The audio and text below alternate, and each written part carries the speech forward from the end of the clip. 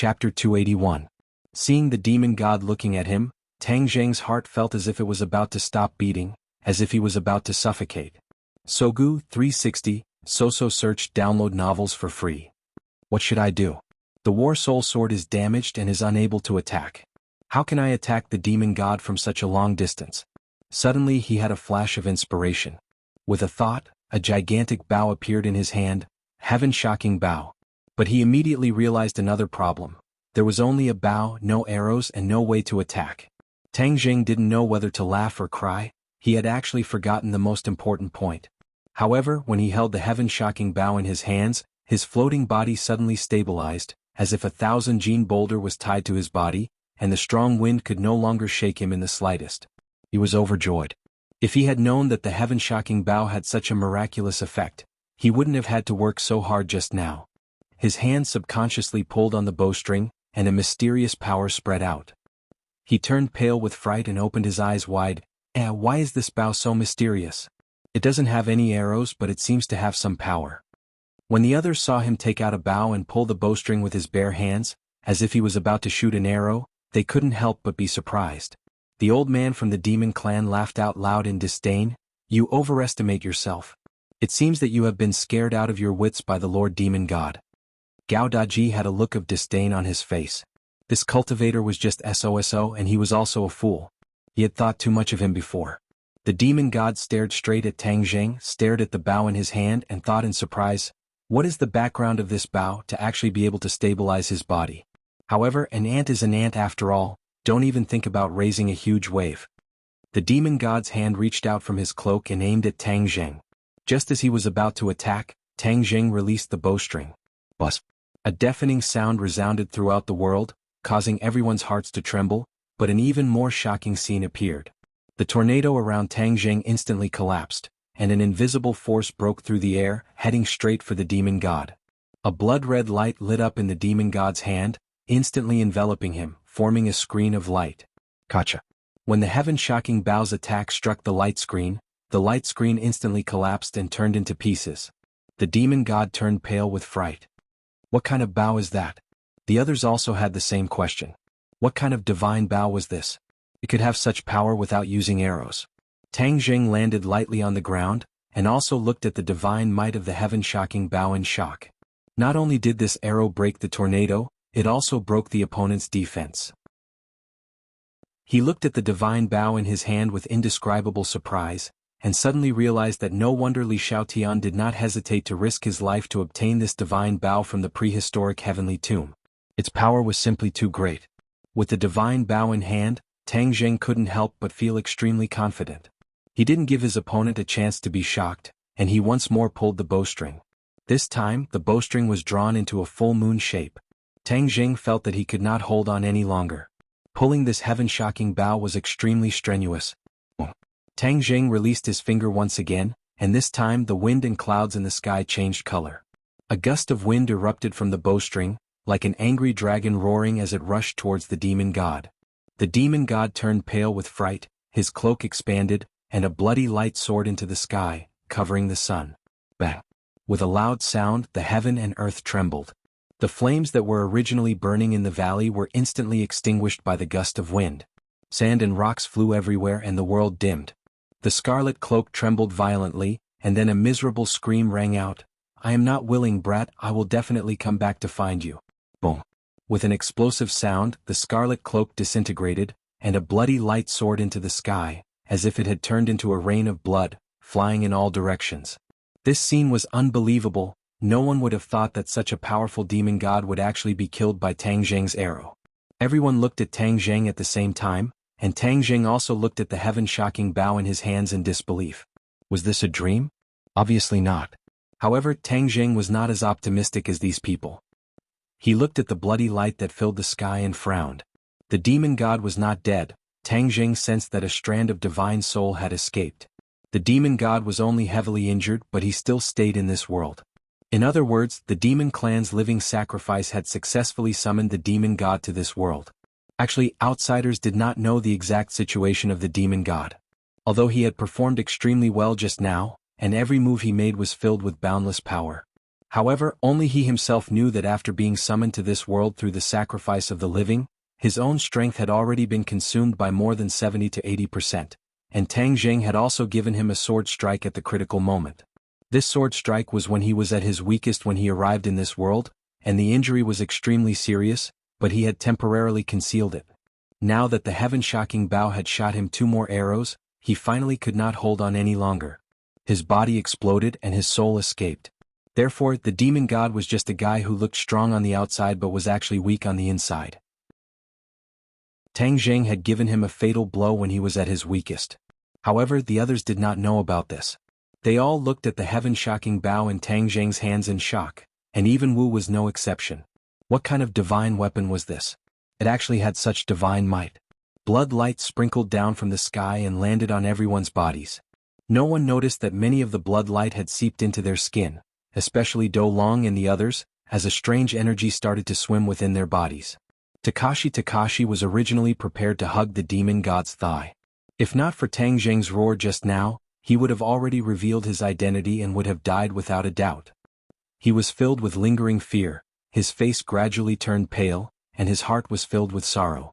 He saw that he had missed such a great opportunity, and it was all because of this mysterious cultivator that he had ruined his plans.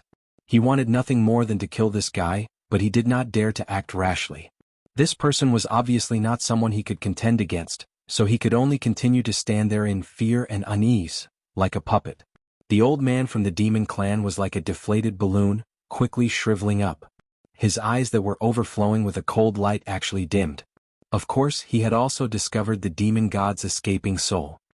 He looked in the direction the demon god was escaping in and muttered to himself, "How could Lord Demon God fail? How could he fail?" This was like a person who had worked hard for a goal his entire life. Just as he was about to succeed in the end, all his efforts were for naught. This kind of psychological blow was incomparable. Tang Jing stared at the old man, his face revealing killing intent. Although the demon god had escaped, he definitely could not let the leader of the demon clan escape, or else there would be endless trouble in the future. Whiz! Tang Jing appeared in front of the old man in a flash. The old man was so scared by Tang Jing's indomitable aura that he retreated a few steps back. His expression changed and he actually did not dare to resist. It was really because the 2 arrows from Tang Jing had given him too much psychological pressure. Tang Jing was secretly delighted. "If you don't resist, then I'll just take advantage of your weakness and take your life." Pulling the bowstring, a powerful aura immediately enveloped the opponent, causing him to have the thought of being powerless to escape. Actually, this was all his misconception. Although the heaven-shocking bow's power was extraordinary, Tang Jing was only at the 4th stage of the foundation establishment stage after all, and was far from his fasting period. If he were to counterattack, he might be able to win. Furthermore, Tang Jing had just shot 2 arrows, and had already used up 60 to 70% of his strength, so his attack power was greatly reduced. However, the old man was not clear about this. When he saw the heaven-shocking bow, he was scared out of his wits. He retreated again, and actually retreated to the front of Takashi. The bowstring vibrated, and Tang Jing shot out another arrow, but the power of this arrow was incomparable to the previous one. However, the old man clearly did not notice this, and with a loud shout, he hurriedly blocked it. However, the dragon-trapped rope was not by his side, and he did not have any other magic treasure to block it. He could only circulate his energy and use his palms to block it. This invisible attack hit his chest. He looked at his chest in disbelief, but discovered that it was not fatal. He was surprised. "You?" Just as he was about to say that your attack was only so, a burst of gunshots interrupted his words. Scalding hot bullets shot into his back and out of his chest, leaving behind huge holes. He spat out a mouthful of blood and turned his head to look, only to discover that Takashi was standing behind him, and the semi-automatic rifle in his hand was continuously spitting out flames, as dozens of bullets were fed to him. Although the old man was a cultivator, he was still made of flesh and blood. These bullets had already completely taken away his life force, and were even more fatal than Tang Jing's arrow. No one expected Takashi to suddenly shoot. In fact, Takashi was also very unwilling to shoot, as he really hoped that the demon clan would win. However, everything in front of him told him that the demon clan had failed. If he did not take action, then he would have no profit at all on this trip, so he had to stand out among these people, so he did not hesitate to pull the trigger. Although the old man was also a demon, he was simply an ant to him. How could he not step on his shoulder to get to the top?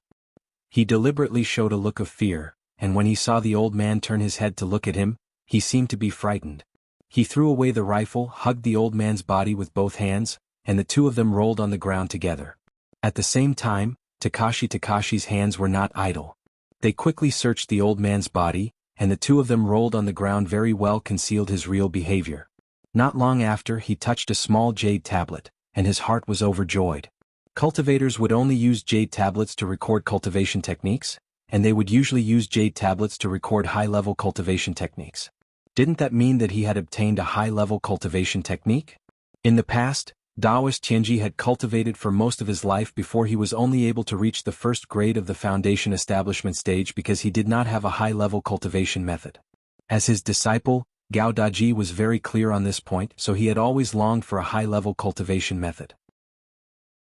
But this time, by a stroke of luck, he simply wanted to jump up in excitement. He hurriedly put away the jade tablet, and after confirming that the other party did not have anything useful on him, he stopped rolling. Then he firmly pressed the other party under his body, as if he was going to fight to the death. However, his eyes glanced at the dragon-trapped rope that tied Wu up like a dumpling. Chapter 282. Of course, Tang Zheng had to keep an eye on the dragon-trapped rope. Even a pre-celestial expert like Wu was bound by the dragon-trapped rope. How could Tang Zheng let him slip away for nothing? Please add, moreover, the old man from the demon clan was already dead, so the dragon-trapped rope was an ownerless item. He walked in front of Wu, his martial arts were restricted and he was unable to move. He stared straight at Tang Zheng, his shocking attack had set off a storm in her heart. Her gaze was also fixed on the heaven-shocking bow, guessing what kind of divine weapon it was. More importantly, how was the other party going to deal with her? After all, there was no one here who could fight against Tang Zheng. Tang Zheng stared straight at her. A strong pressure caused her to frown. Without a doubt, this was the best time to kill her, to prevent future troubles. As long as she died, the martial sect would not know that he was a cultivator for the time being. After all, Wu was a ticking time bomb, and if she recovered her memories one day, Tang Zheng would not have a good ending. Wu could feel a strong killing intent from his eyes, his heart trembled and he asked softly, "You want to kill me?" Tang Zheng did not deny it and said, "You also want to kill cultivators, so it doesn't seem wrong for me to kill you." "I'm wrong for killing cultivators? Look at those cultivators just now, do you think they don't deserve to die?" Wu was not afraid and instead asked in a loud and clear voice. Tang Zheng did not comment and said, "They do deserve to die, but are all martial artists good people? Do you dare to say that these people did not die because of you?" Tang Zheng pointed at the soldiers who had fallen to the ground. Wu said disapprovingly, "They died to protect this country. They died for a reason." Tang Zheng sneered in disdain, This explanation is impressive enough, but I don't like to hear the reason. Let me ask you directly, if I were to be captured in front of you, would you let me go?" Wu thought for a moment, then firmly shook his head, "No." Although Tang Zheng's previous words had touched her, the values that had been deeply ingrained in her since she was young would not be so easily destroyed. She still felt that hunting cultivators was the best way to protect ordinary people. Tang Zheng grinned coldly. "If that's the case, then I have no reason to let you go." Tang Zheng grabbed Wu's neck without the slightest bit of mercy. Although Wu was beautiful and tall as Tang Zheng, what was the use of that? Tang Zheng was not a wastrel who could not walk when he saw a beauty. Moreover, he did not have any improper thoughts about martial arts. Compared to beauty, he cherished his life more. When the others saw that this cultivator actually wanted to kill Instructor Wu, they were extremely shocked. Wasn't everyone together just now? Why are they killing each other now? However, they were too far away and the conversation between Tang Zheng and Marshall was not loud, so the others did not know what the two were talking about. They only knew that the atmosphere was tense again. Takashi did not stop him, because he could not figure out the cultivator's background. She did not beg for mercy, but only stared straight at Tang Zheng, as if she wanted to remember his appearance.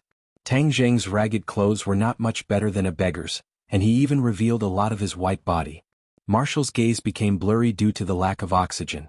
In a trance, she saw a jade pendant hanging around Tang Zheng's neck, and her eyes couldn't help but widen. She opened her mouth and said with difficulty, Your jade pendant? Jade pendant?" Tang Zheng's head moved, he immediately lowered his head to look, only to see that the jade pendant hanging around his neck had already been revealed due to his torn clothes. and the large martial character on the jade pendant was clearly visible. This jade pendant was given to him by Tang Dehai back then, saying that they were together when he first saw her, and it was related to the mystery of his birth. Tang Jing usually wore it around his neck and did not pay any attention to it. After all, he did not have much interest in his own background, and did not have any sense of closeness to his biological parents that he could not remember at all. But at this moment, Marshall looked at the jade pendant with an expression of disbelief. A person's expression when their life was hanging by a thread was the most realistic. Therefore, when he saw her reaction, Tang Jing guessed that she recognized this jade pendant. Tang Jing released his hand. Marshall took a deep breath and coughed a few times. However, his eyes were fixed on the jade pendant and said, "How did you get this jade pendant?" Tang Jing coldly snorted and said, "You are in my hands, so I should be the one asking you, how do you recognize this jade pendant?" "Of course I recognize this jade pendant. This is an item of my martial sect." "You are a cultivator, how can you have an item of my martial sect?" Marshall asked suspiciously. "An item of the martial sect?" Tang Jing was greatly surprised. How could the thing in his swaddling clothes be an item of the martial sect? This is too ridiculous. Marshall looked at Tang Jing with a complicated gaze. Could it be that this person was related to the martial sect? "Where did you get this jade pendant?" Marshall asked. "Tell me the origin of this jade pendant first." Tang Jing asked back. If you want to know the origin of the jade pendant, then tell me how you got it." "What does it have to do with you?" Marshall did not retreat in the slightest and asked coldly. Tang Jing grabbed her neck again and said, "Now that you are in my hands, you have to answer my question first, do you hear me? If you don't answer my question first, even if you kill me, don't even think about making me speak." Marshall was not afraid at all. "If I don't kill you, I have other ways to find out your secret." Tang Jing would not show mercy to the fairer sex, and immediately prepared to use the soul-searching technique to find out the origin of the jade pendant. Although Tang Jing usually did not care about the mystery of his birth, he had coincidentally found some clues this time, so of course he would not let it go. Tang Jing reached out his hand to grab the top of her head. Marshall did not know what he was going to do, so he raised his neck and stared at her fearlessly. Suddenly, a bullet shot towards Tang Jing's head. Tang Jing felt the danger and quickly dodged to the side, avoiding the bullet. "Who is it?" He suddenly looked in the direction of the bullet and saw a group of soldiers rushing over. The leader was actually Kai Guibin. In this surprise attack on the terrorist base, Wu's team was only the vanguard, and the main force was behind them. The two sides arrived one after the other, but they did not expect that the battle was already nearing its end. If not for the sacrifice, the 100 or so villagers would have been terrorists. Their explosive fighting strength would have been unparalleled, and it would not have been easy to eliminate them. However, no one would have expected that the demon clan would go crazy. In order to summon the demon god, they would not hesitate to sacrifice the followers that they had painstakingly recruited. When Tang Jing saw the reinforcements, he knew that things were not going well. It was already too late for him to use the soul-searching technique, and it was not realistic for him to take Wu away from so many armed soldiers. If he delayed any longer, he would probably be surrounded by these soldiers. He had already consumed a lot of energy, so if he was surrounded, he would probably be captured alive. Therefore, in the blink of an eye, he had already considered the pros and cons of the situation. He extended his hand and grabbed onto the dragon-trapped rope, and with a fierce pull, he released Wu. However, he did not forget to use the body lock technique, temporarily restricting her movements. Then he quickly retreated and in the blink of an eye, disappeared into the forest. Kai Guibin looked at the mess, the scene that was like purgatory on earth, and could not help but feel a chill in his heart. Especially when he looked at the dead soldiers on the ground, his eyes turned red, and he was incomparably angry. Who did this? Who was that person just now? Quickly go and catch him. A small group of soldiers was about to chase in the direction of Tang Jing when Wu took a deep breath. His body released a series of crisp cracking sounds as he finally broke free from the body lock technique. He anxiously stopped them. "Stop, don't chase." Kai Guibin glared at Wu. Although Wu was sent by the higher-ups, how could he remain indifferent when so many soldiers died under her leadership? Why not? You won't be able to catch up. Wu looked in the direction that Tang Jing disappeared in and said coldly without any trace of politeness. Kai Guibin said unhappily, "My soldiers' tracking abilities are counted on one hand. I don't believe that I can't catch up to a criminal." Under Kai Guibin's order, a small team quickly chased in the direction that Tang Jing had disappeared in. Wu did not try to persuade him any further, and directly walked towards the corpse of the old man from Demon Clan. Takashi had already stood up, and seeing Wu walking over, he hurriedly said respectfully, "Instructor Wu." Wu looked at him with admiration and said, "Not bad." Takashi pretended to be afraid and laughed, then did not dare to look at her again and immediately lowered his head. The scene of Wu and Demon Clan being at odds was still vivid in his mind, causing him to secretly figure out what kind of identity Wu had. If Marshall were to discover his identity as a demon, he would definitely die. Wu did not pay too much attention to Takashi. Instead, he squatted down to check on the old man. After confirming that he was dead, he stood up. Kai Guibin walked over in shock and asked, "Instructor Wu, what exactly is going on? Why did so many people die? What about the terrorists? Why did this forest look like it had been set on fire?" Wu Qingpiao glanced at him and said, "The terrorists have been completely annihilated. You don't need to know anything else." Kai Guibin was furious. As the person in charge of this matter, "You actually said that I don't need to know? How preposterous." His face darkened and said, "Instructor Wu, my soldiers are dead. Don't tell me I don't have the right to know. There are some things that you shouldn't know." Wu was not polite at all, and after saying that he walked out of the valley, leaving Kai Guibin behind in anger. However, he was not willing to give up, and immediately turned to Takashi and the others. Soon he understood the whole story, but no matter how he listened to it, it sounded like a heavenly book. Cultivator, Demon Clan? What was this? Not long later, the soldiers who were chasing Tang Jing returned. They found nothing, and Kai Guibin could not help but feel a sense of defeat. However, although the sacrifices this time were not small, to be able to capture all the terrorists in one fell swoop, at least this operation was a success. Then he could report to the higher-ups. Chapter 283. Wu left the valley and quickly reported to the martial sect about his encounter with the cultivators. After that, he rushed back to the martial sect without stopping, only to find that the atmosphere had become much more solemn. Set up. She walked into the meeting hall and saw the sect master sitting high up in the middle of the hall, with two elders sitting on his left and right. Her expression couldn't help but turn cold. She had not seen such a big scene for many years. All the people in charge of the martial sect were gathered together. It must be for an important matter. This time they were obviously waiting for her, which meant that the matter of the Demon Clan had attracted their attention. Wu bowed to everyone with a serious expression, then stood in the middle of the hall like a javelin, waiting for everyone to ask. The martial sect leader was not old, in his 40s, he was in his prime. His thick eyebrows were raised high, his face was resolute, and he had an imposing aura that was not angry. In addition, his skin was extremely good, sparkling and translucent. It was a level that many women could only dream of. However, in front of an expert, this point was enough to show that his martial arts had reached a superb level, because this was the effect of washing the marrow. Only by cultivating to the Grandmaster realm would one be able to wash their marrow, but not everyone in the Grandmaster realm would be able to wash their marrow. This required luck. When a person washed their marrow, all the impurities in their body would be completely expelled, and the inner strength in their body would circulate faster, and they could store more inner strength. Every time Wu saw the sect leader, he would not hide his admiration for him. He did not know when he would be able to have the same cultivation as the sect leader.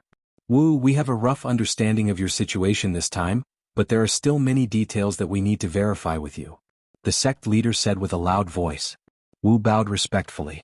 "Yes, sect leader." If Tang Jing saw her respectful appearance, he would definitely be shocked. He had always thought that this arrogant woman would not bow her head to anyone. The sect leader nodded to an elder below. The elder accepted the order and asked in a deep voice, "Wu, have the demons you encountered been completely annihilated?" "Yes, all the demons present have been completely annihilated," Wu said with certainty. "Is that demon god the same?" "Yes, the demonic god was struck by that mysterious person's arrow, exploding and dying, turning into bloody light that filled the sky," Wu described. The elder turned his head and looked at the sect leader. The sect leader's face darkened as he sighed and said, "Wu, do you know that the demon god is not dead? He didn't die? How is that possible?" Wu was shocked. "I saw him being shot by an arrow with my own eyes and exploding to death." The sect leader shook his head and said, "Cultivators have many secret techniques, especially when the other party is a demon god. How can he die so easily?" He had not seen it with his own eyes, but he had such confidence. Marshall could not help but be surprised, but he did not dare to doubt the sect master's words, because she had always believed in his words since she was young. Sect Master, doesn't that mean that this demon god will come out in the future? That will set off a bloody storm? Marshall said in fear. The sect leader sighed and said, although this demon god is not dead, he must have been seriously injured. It won't be easy for him to recover, so from now on, we must pay attention to the information from everywhere. An elder said, speaking of intelligence, the one with the most complete intelligence system in the world is the Lee Palace. Why don't we send someone to the Lee Palace and deepen our cooperation? The sect leader pondered for a moment, then agreed, this suggestion is not bad. The Lee Palace has been the closest to the secular world these years, the intelligence is perfect. Since the cultivators have invaded, then we should join forces with the Lee Palace and guard against them. We must not let these cultivators act recklessly. Then who should we send? The sect leader looked at Wu and said, the Lee Palace has never received male guests, so Wu, you should make another trip to the Lee Palace. Yes, sect leader. Wu accepted the order. Also, did you find out anything about that mysterious person? The sect leader asked again. The elders all shook their heads, then looked at Wu. Wu said, this mysterious person's cultivation is not low, and he also has that divine bow, as if he is being assisted by a god. Furthermore, he is very different from the demon clan. What's the difference? Cultivators are all jackals of the same tribe, don't be fooled by him and speak up for him. An elder said angrily. The others nodded their heads. Marshall, cultivators are incomparably cunning, don't be fooled by them. If you meet them in the future, you must do your best to kill them. Yes, sir. Wu did not refute, but his mind could not help but recall that ordinary face without any special features, as well as his attitude towards the demon clan. It seemed that he did not wish to see the people suffer. It was not a pretense but a sincere one. Are cultivators really as despicable and shameless as the sect leader and the elders said? This question surfaced in her mind and she was instantly shocked. In front of the sect leader and the elders, how could she doubt them in her heart? She felt that this was blasphemy towards the martial sect, and hurriedly lowered her head in shame. Also, go to the Lee Palace and inquire about the identity of this mysterious person. Maybe the Lee Palace will have some clues. Since this person is a cultivator, and his cultivation is not weak, we naturally cannot let him go. The sect leader said. Mentioning the identity of the mysterious person, Wu could not help but think of the jade tablet. His heart skipped a beat, and just as he was about to say something about the jade pendant, he glanced at the few elders and forcefully swallowed his words. The sect leader noticed her expression and said without batting an eyelid, all right, that's all for today. Elders, go back and send people to keep an eye on the situation. The situation is getting worse and worse. The demon clan must have left behind more than one backup plan. Perhaps there are other people who have obtained the inheritance of the demon clan and summoned the demon clan from other places to this world. Yes, sect master, we were really lucky this time. If we hadn't accidentally found out that the terrorists might have the support of cultivators and followed the clues to find the melon, then we might not have found the terrorists' base camp and thus destroyed their sacrificial summoning. An elder sighed. Back then, she had been wondering why the sect leader would send her to the military. It turned out that he had long sensed that the terrorist organization was related to cultivators and was only borrowing the power of the military to investigate this matter. However, this was indeed a fluke. However, if not for the fact that Tang Zheng had killed all the leaders of the terrorist organizations in the courtyard, she would have been able to find out about this news earlier. Perhaps she would have been able to act before the sacrifice and successfully stop the sacrifice. Therefore, she did not have the slightest good impression of this Tang Zheng. However, she did not think that if they had arrived at the valley one step earlier, the terrorists would have fought back. Furthermore, the demons would have taken the opportunity to escape and disappear without a trace. Then, they would have been able to summon sacrifices in other places. That way, the demon god would have been able to silently and peacefully descend into this world. The elders retreated, and the sect leader walked towards the back of the meeting hall. Wu followed closely behind him, and when the two of them reached a garden at the back, the sect leader stopped and looked at the blossoming flowers in the garden. He said, "You seem to have something to say to me?" "Yes, sect leader. This time I almost couldn't come back. The mysterious person clearly wanted to kill me and he didn't hesitate to kill me." The sect leader was slightly surprised. "Why did you come back alive?" "Because I saw a jade pendant." Wu was silent for a moment, then said, "What jade pendant? It can actually save your life." "A jade pendant with the word Marshall carved on it." After Wu finished speaking, he stared at the sect leader. His entire body froze, and his originally abyss-like aura suddenly changed. He turned around and looked at Wu, and his gaze seemed to be able to pierce through time and space, landing on Wu's body. Even though she was a pre-celestial martial artist, she still felt as if she was about to be suppressed into the ground by this gaze. A trace of fear spread out from the bottom of her heart. She didn't know why her words would cause such a huge reaction from the sect leader, but at this moment she didn't dare to say anything. She could only lower her head deeply. After a long while the pressure disappeared. She slowly raised her head and found that the sect leader's expression had returned to normal. He looked at her and asked, "You're saying that Cultivator has that jade pendant on him?" "Yes, it's hanging around his neck," Wu said. "Describe his appearance again." Wu Gong tried his best to recall every detail of the other party's appearance, and then tried his best to restore this face with words. The sect leader muttered to himself, but his eyebrows were tightly knitted together. "Sect leader, this jade pendant seems to be very similar to the one on your body," Wu said carefully, and then his gaze landed on the jade pendant on the sect leader's waist. This jade pendant was the same size as Tang Zheng's jade pendant, and the patterns on it were exactly the same. It was obvious that it was carved by the same sculptor, and the only difference was the word on it. On this jade pendant, there was not the word martial, but the word sect. Wu had seen this jade pendant since he was young, which was why he was able to recognize the jade pendant on Tang Zheng's neck with a single glance. If it wasn't for the different word, the two jade pendants would be exactly the same, and it would be hard to tell if they were real or fake. The sect leader took off the jade pendant from his waist and stared straight at it. His eyes became exceptionally deep, as if he was immersed in deep memories. "Sect leader, is that jade pendant also a martial sect item?" Wu asked carefully. Back then she had insisted that Tang Zheng's jade pendant was a martial sect item. It was a preconceived notion, but now, in front of the sect leader, she did not dare to be so arbitrary. The sect leader muttered to himself for a long time before nodding heavily. "It is indeed a martial sect item. It is a pair with this jade pendant. One martial, one sect. The name of the martial sect is because of these two jade pendants." "What? The martial sect is actually named because of these two jade pendants?" Even though Wu was calm, he was still extremely shocked by this news. She had grown up in the martial sect since she was young, but she had never heard of this matter.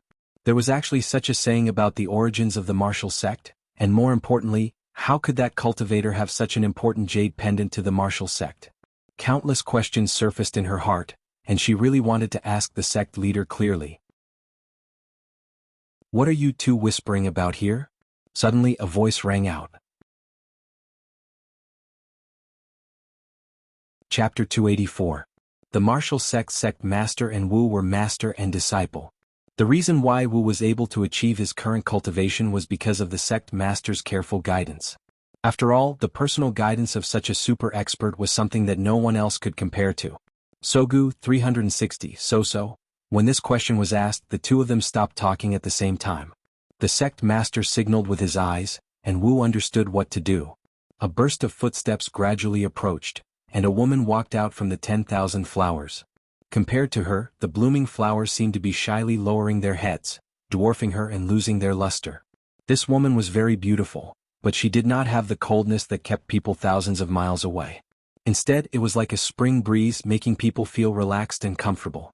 Wu immediately bowed respectfully. "Mistress." This woman was the wife of the martial sect master, surnamed Lan Yu. Lan Yu leisurely walked over. With a faint smile on his face he asked, "Wu, come back from this mission to accompany me for a few days. Don't always listen to your master. You only know how to wander outside every day." Wu glanced at the sect master and said, "Thank you for your good intentions, mistress." Lan Yu smiled and said, "I know that without your master's orders, you will not stay."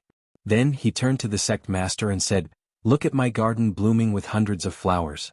If no one is happy and appreciative, wouldn't it be a waste of this beauty? That's why I asked Wu to stay with me for a few days." The sect master smiled and said, "Of course that's not a problem."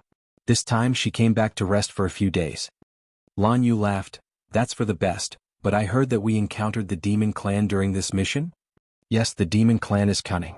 Back then they left behind a backup plan so that the person who obtained the inheritance could summon them back," the sect master said in a deep voice. Lan Yu smiled but did not say anything. After a long while he said, "I am not interested in these things. I only care about my flowers and plants." After saying that, he waved his hand towards Wu. The sect master signaled to Wu with his eyes, and Wu understood and followed his mistress into the 10,000 flowers. Wu was very clear that she could not tell her mistress about the mysterious person, especially about the jade pendant. This was what she had just understood from the sect master's eyes. Although she was very curious as to why the sect leader did this, she did not hesitate to hide this secret in the bottom of her heart. Tang Jing did not know that his jade pendant had caused such a big reaction. He had rushed back to the border town and returned to Yi Dingdang's side. The others did not know that he had been missing for a day. This time Yi Dingdang did not insist on getting to the bottom of the matter. Although the two of them had only been separated for a day, Yi Dingdang lay on the hospital bed.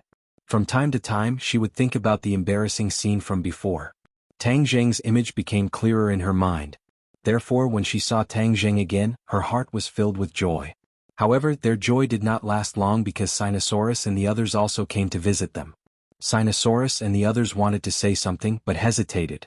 They had received orders from their superiors that the matters regarding the practitioners in the valley must not be leaked out. However, they did mention that the operation this time was very successful, but the situation was very tragic, and the military had lost many people. Yi Dingdang's expression dimmed. Tang Jing understood and comforted him with a few words. Then this group of student soldiers boarded a military plane and returned to a military airport in the capital. Yi Dingdang was a warrior, so she recovered very quickly. She could walk alone with a cane, and Tang Zheng, who had been kicked out of the competition, also followed them back to the capital. During this time Kai Guibin and Su Hongwu met Tang Zheng alone. Both of them felt a little regretful as they actually thought highly of Tang Zheng. After all, his previous performance was very eye-catching, but they did not expect him to go crazy and start a massacre at the terrorists, which gave them a headache. Tang Zheng had disobeyed the order. Although the situation was urgent, he did not report it to his superiors. Instead, he acted on his own accord, and the key point was that he even started a massacre, almost causing the entire plan to fail. From the beginning of Tang Zheng's counterattack against the fake terrorists in the forest, the military could tell that he was a person who dared to kill people. However, they did not expect him to be so terrifying when he killed people. It completely exceeded their imagination.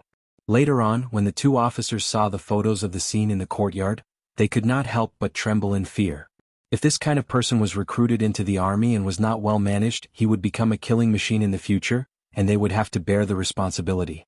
Moreover, the higher-ups had already decided to nurture Takashi, who had an equally outstanding performance and was even more obedient. As for Tang Zheng, he naturally went back to where he came from. Moreover, through the investigation of Tang Zheng's background, they found that he actually had a close relationship with people from the underworld in the ordinary balance. This was enough to explain why he was so unscrupulous in his actions, which made the military even more afraid to recruit him. Tang Zheng was not regretful. This was the result he had hoped for. After bidding farewell to the two leaders, he returned to Yenqing University with the others. Yenqing University prepared a grand military training summary and commendation ceremony. After the various student formations in the school were inspected, other than Tang Zheng, the other 19 people from the two classes went up to the stage to receive the award. Tang Zheng sat below the stage. He was not disappointed, nor was he dissatisfied. Instead, his heart was as calm as water, because the award was insignificant to him. He was silently digesting the gains from this trip to the valley. Without a doubt, the biggest gain was that he knew the miraculous use of the heaven-shocking bow and the dragon-trapped rope. The dragon-trapped rope was a profound-level magic treasure, and an offensive magic treasure at that. It was much more powerful than the War Soul Sword, so how could he not be happy? However, the only thing that made his heart ache was that the War Soul Sword was damaged, and he was afraid that he would not be able to unleash its power for a while. He urgently needed to go to a place with Densin Qi so that the War Soul Sword could absorb it and recover its strength. Fortunately, the capital was an ancient city that had been passed down for hundreds of years, so it was not difficult to find a place with Densin Qi. Therefore, he prepared to ask Feng Yong about it later. This time, they returned in a hurry and were directly pulled to the commendation ceremony, so he did not have the time to bring Xiaobai back. On the stage, Gauda was in high spirits. His harvest this time was also quite big. He had registered with the military and even showed his face in front of the school's leaders. More importantly, he had obtained that jade tablet. The high-grade cultivation technique written on it made him go wild with joy. However, he did not have the time to cultivate yet. After the commendation ceremony, he would start cultivating and strive to surpass Tang Zheng as soon as possible. He subconsciously looked towards the crowd and locked onto Tang Zheng from afar. the corner of his mouth could not help but curl up into a sneer. Tang Zheng, the glory that belongs to me is about to arrive. I will ruthlessly trample you under my feet, so that you will never be able to rise again. Sinosaurus and the others were not that happy. Although they had received the commendation, when they thought of Tang Zheng they felt sad. Originally this glory also belonged to Tang Zheng, but at the last moment he was kicked out of the game. The other people who did not know what was going on looked at Tang Zheng with complicated gazes. Many of them were filled with disdain and ridicule. Back then, out of the 20 people, only Tang Zheng had obtained nothing. How could they not pay attention to him? After receiving the award and stepping down from the stage, the members of 502 gathered around Tang Zheng. Sinosaurus said indignantly, "Oh, A3, if it wasn't for your advice, I wouldn't even bother to go up to receive this award. It's so King boring." Zhou Yin also nodded in agreement. Yes, when I saw that despicable Takashi's smug look, I felt very unhappy. Wang Shiji was slightly calm as he said, "The one who laughs at the end is the true hero. I believe that OL3 will be the one who laughs at the end." Sinosaurus said, "Of course, who is our OL3? He's the most powerful person in 502.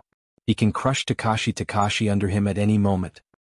"Damn, don't make it sound so disgusting. I don't have that kind of hobby." Tang Zheng was very touched by his brother's words of justice and scolded with a smile. Zhou Yin chuckled, "I believe that OL3 is definitely straight. Didn't you see how he and Yi Dingdang were flirting with each other? How could he be gay?" Sinosaurus touched Tang Zheng's shoulder and said, "Oh, A3, tell me honestly, when we were on the mission, did anything happen between you and Yi Dingdang?" Tang Zheng could not help but roll his eyes at him and said, "Do you think I'm you? I'm a very upright person." "That's right, it's because you're an upright person that I asked you if anything happened between you and her. If you were gay, I wouldn't even ask you this question," Sinosaurus said vulgarly. The other two also had cheap expressions on their faces as they stared at him without blinking. Tang Zheng said helplessly, "Hey, you two, don't be led astray by OL2, especially you, boss. You are such a simple child, you must not learn from him. Tisk, you've already taken Yi Dingdang away and you're still pure my ass, so you don't have the qualifications to criticize me."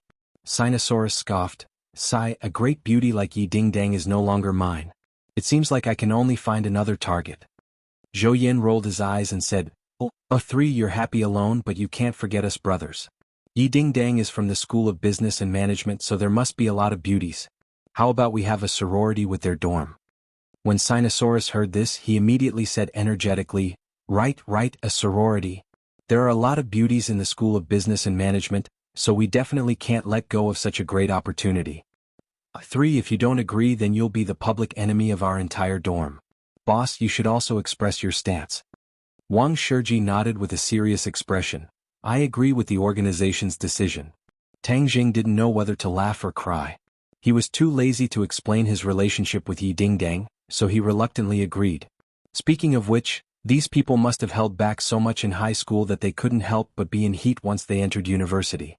After the commendation ceremony ended, Tang Zheng saw Yi Dingdang from afar, so he directly walked over.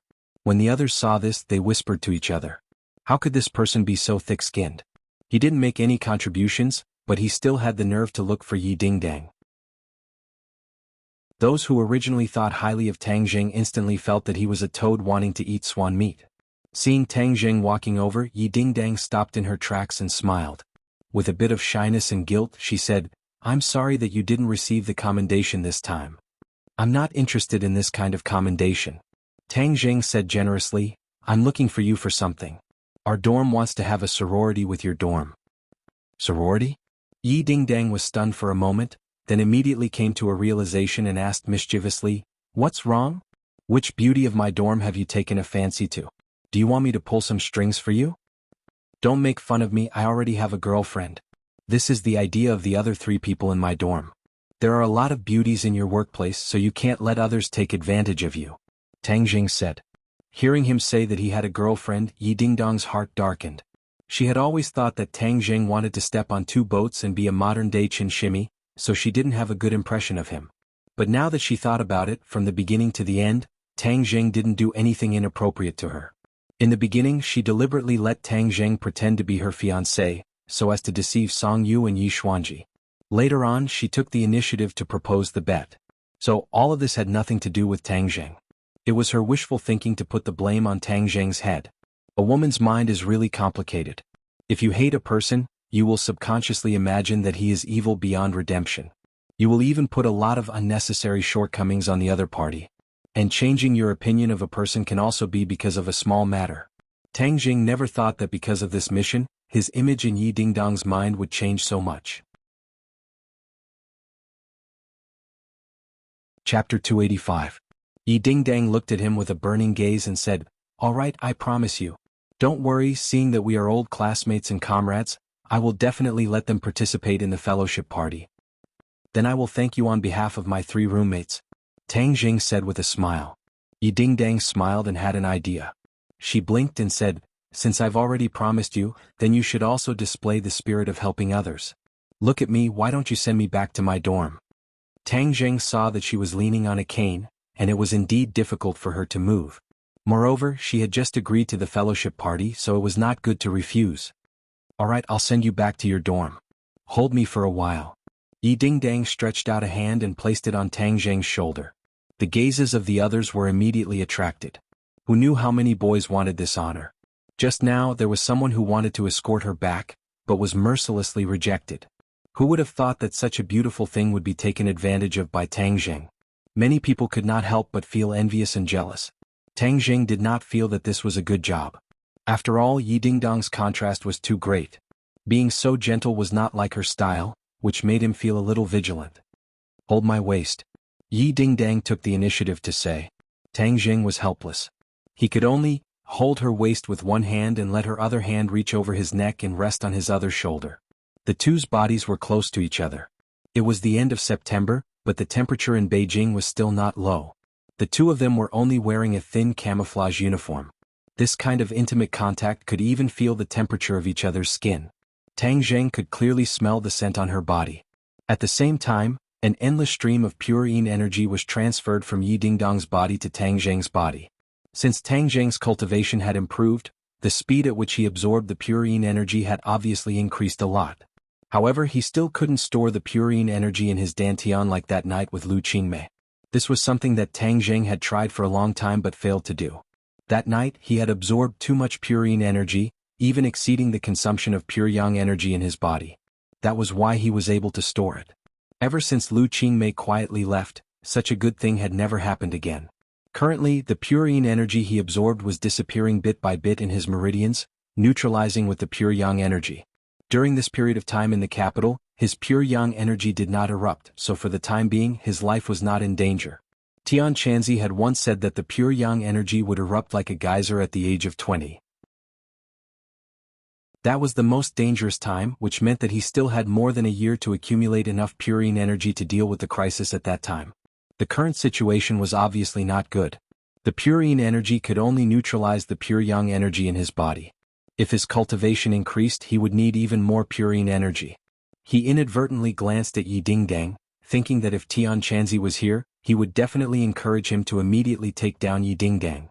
"Have I been very haggard recently?" Yi Dingdang saw him look at her and quickly asked. "No, why do you say that?" Tang Jing was confused. Yi Dingdang curled her lips and said, "You don't mean what you say. Even I can see it. Compared to before, you are much more haggard. Even walking this little bit is tiring." "If you're tired, then rest," Tang Jing said. "I want to go back to the dormitory to rest." Yi Dingdang had a flash of inspiration and said, "Why don't you carry me? This way I can go back to the dormitory earlier." Carry you?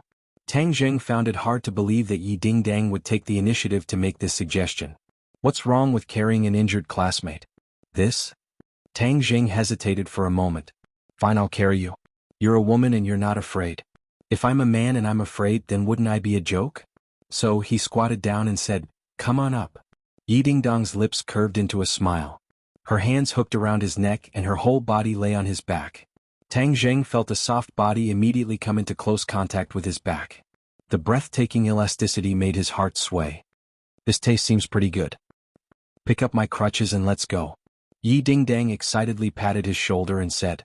She didn't feel embarrassed lying on his back at all. After all, the two of them had already experienced the awkward and ambiguous scene in the bathroom. Yi Dingdong's mental endurance had also been trained. Moreover, her impression of Tang Jing had also undergone a drastic change. In short, Yi Dingdang was actually a decisive girl who dared to love and hate. The problems that she had been struggling with in the past were no longer problems.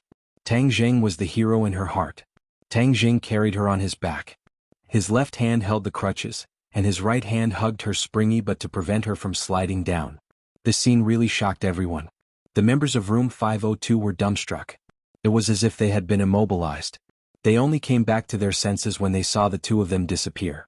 Sinosaurus shouted, "Damn, Lao San is the awesome one. Is this called hugging a beauty?" Wang Shiji shook his head and said seriously, "This is called carrying a beauty back." Zhou Yan hurriedly nodded his head, "Not only is Oil San skilled, even I am ashamed of my ability to pick up girls.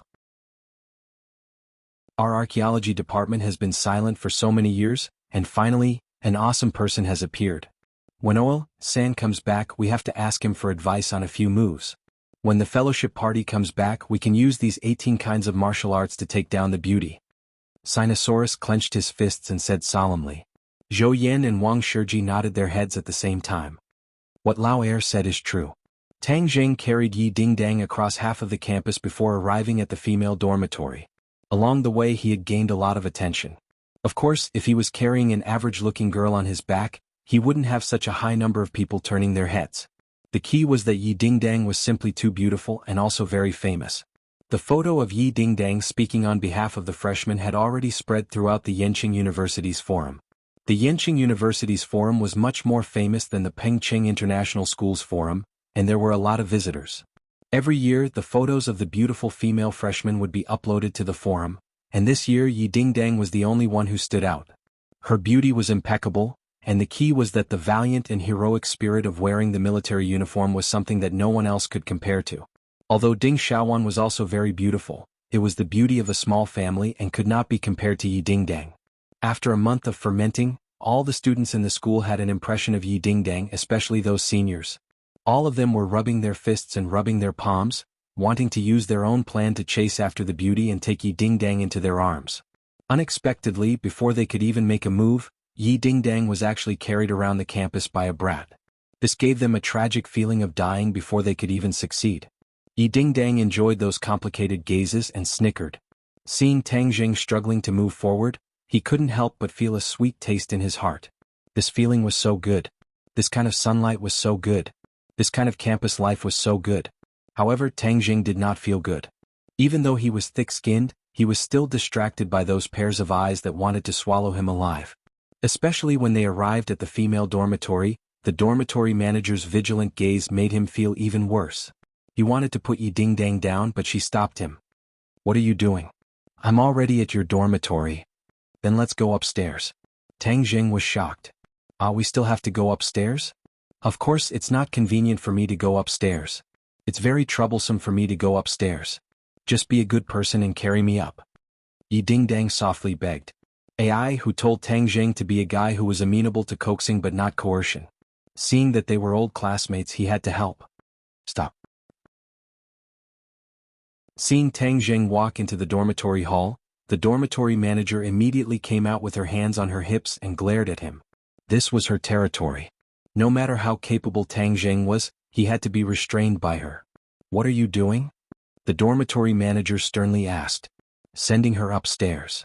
Tang Jing replied. "Female dormitory, boys are not allowed in. Can't you see?" The dormitory manager pointed at the sign in the hall.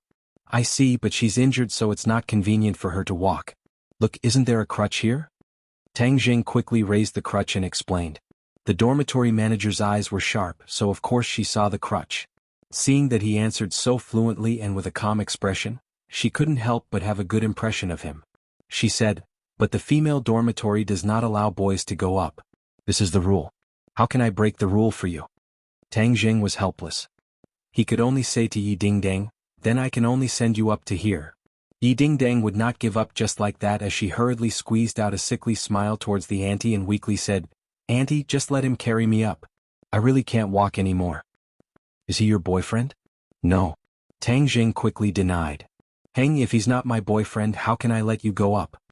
The dormitory manager firmly said. "Yes, he is my boyfriend.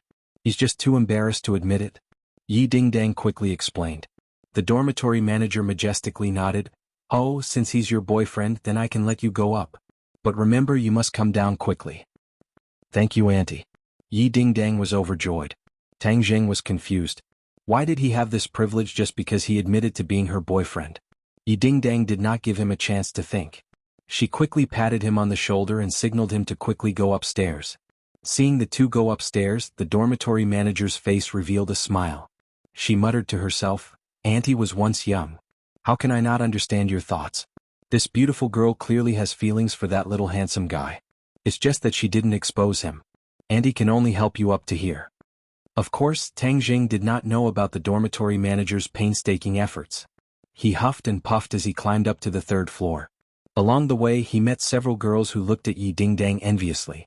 To have a boyfriend carry her upstairs was truly a blessing. Yi Dingdang's lips curled up. She pointed to room 306 and said, "We're here," she said as she opened the door. Tang Jing only saw a white figure. Then several screams rang out. With a bang, the door was fiercely slammed shut. Tang Jing actually did not see anything. He only heard a series of screams.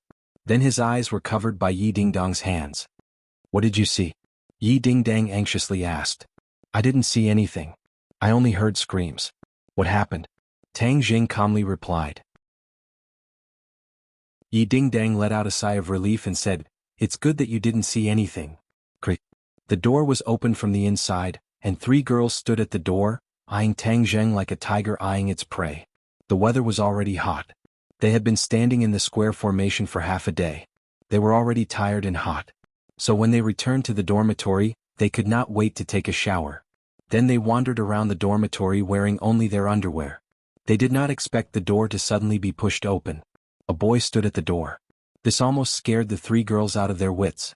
Where did this boy come from in the girls' dormitory? Could it be a pervert? This thought flashed through their minds and they instinctively slammed the door shut. Then they quickly put on their clothes and opened the door aggressively.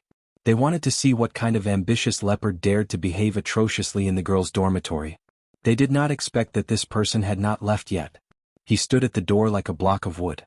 When he saw the three of them, he even revealed a smile that he thought was brilliant.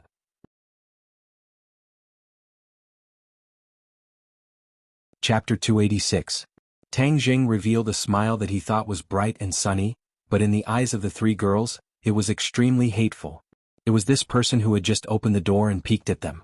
Before they could harshly complain, they saw Yi Dingdang come out from behind Tang Jing's head. Yi Dingdang embarrassedly said, "Sorry, I was the one who opened the door. I didn't know the situation inside was like this." The three of them didn't know where to vent their anger, so they could only glare hatefully at Tang Jing. Tang Jing was very innocent. "I was wronged. Moreover, I really didn't see anything. It was 2F** king not worth it." Looking at his embarrassing appearance, Yi Dingdang couldn't help but want to laugh. Tang Jing decided to leave this place first, so he put Yi Dingdang down and said, "I've already sent you here. I'll leave first. Sit for a while." Yi Dingdang urged him to stay. Tang Jing didn't want to sit. Those three pairs of eyes wanted to kill him. He didn't dare to risk universal condemnation and immediately ran downstairs. It had to be said that birds of a feather flocked together. Yi Dingdang's three roommates were indeed not bad looking. It just depended on whether or not the three brats in the dorm had the means to catch up with them. Yi Dingdang was helped into the room by her roommates.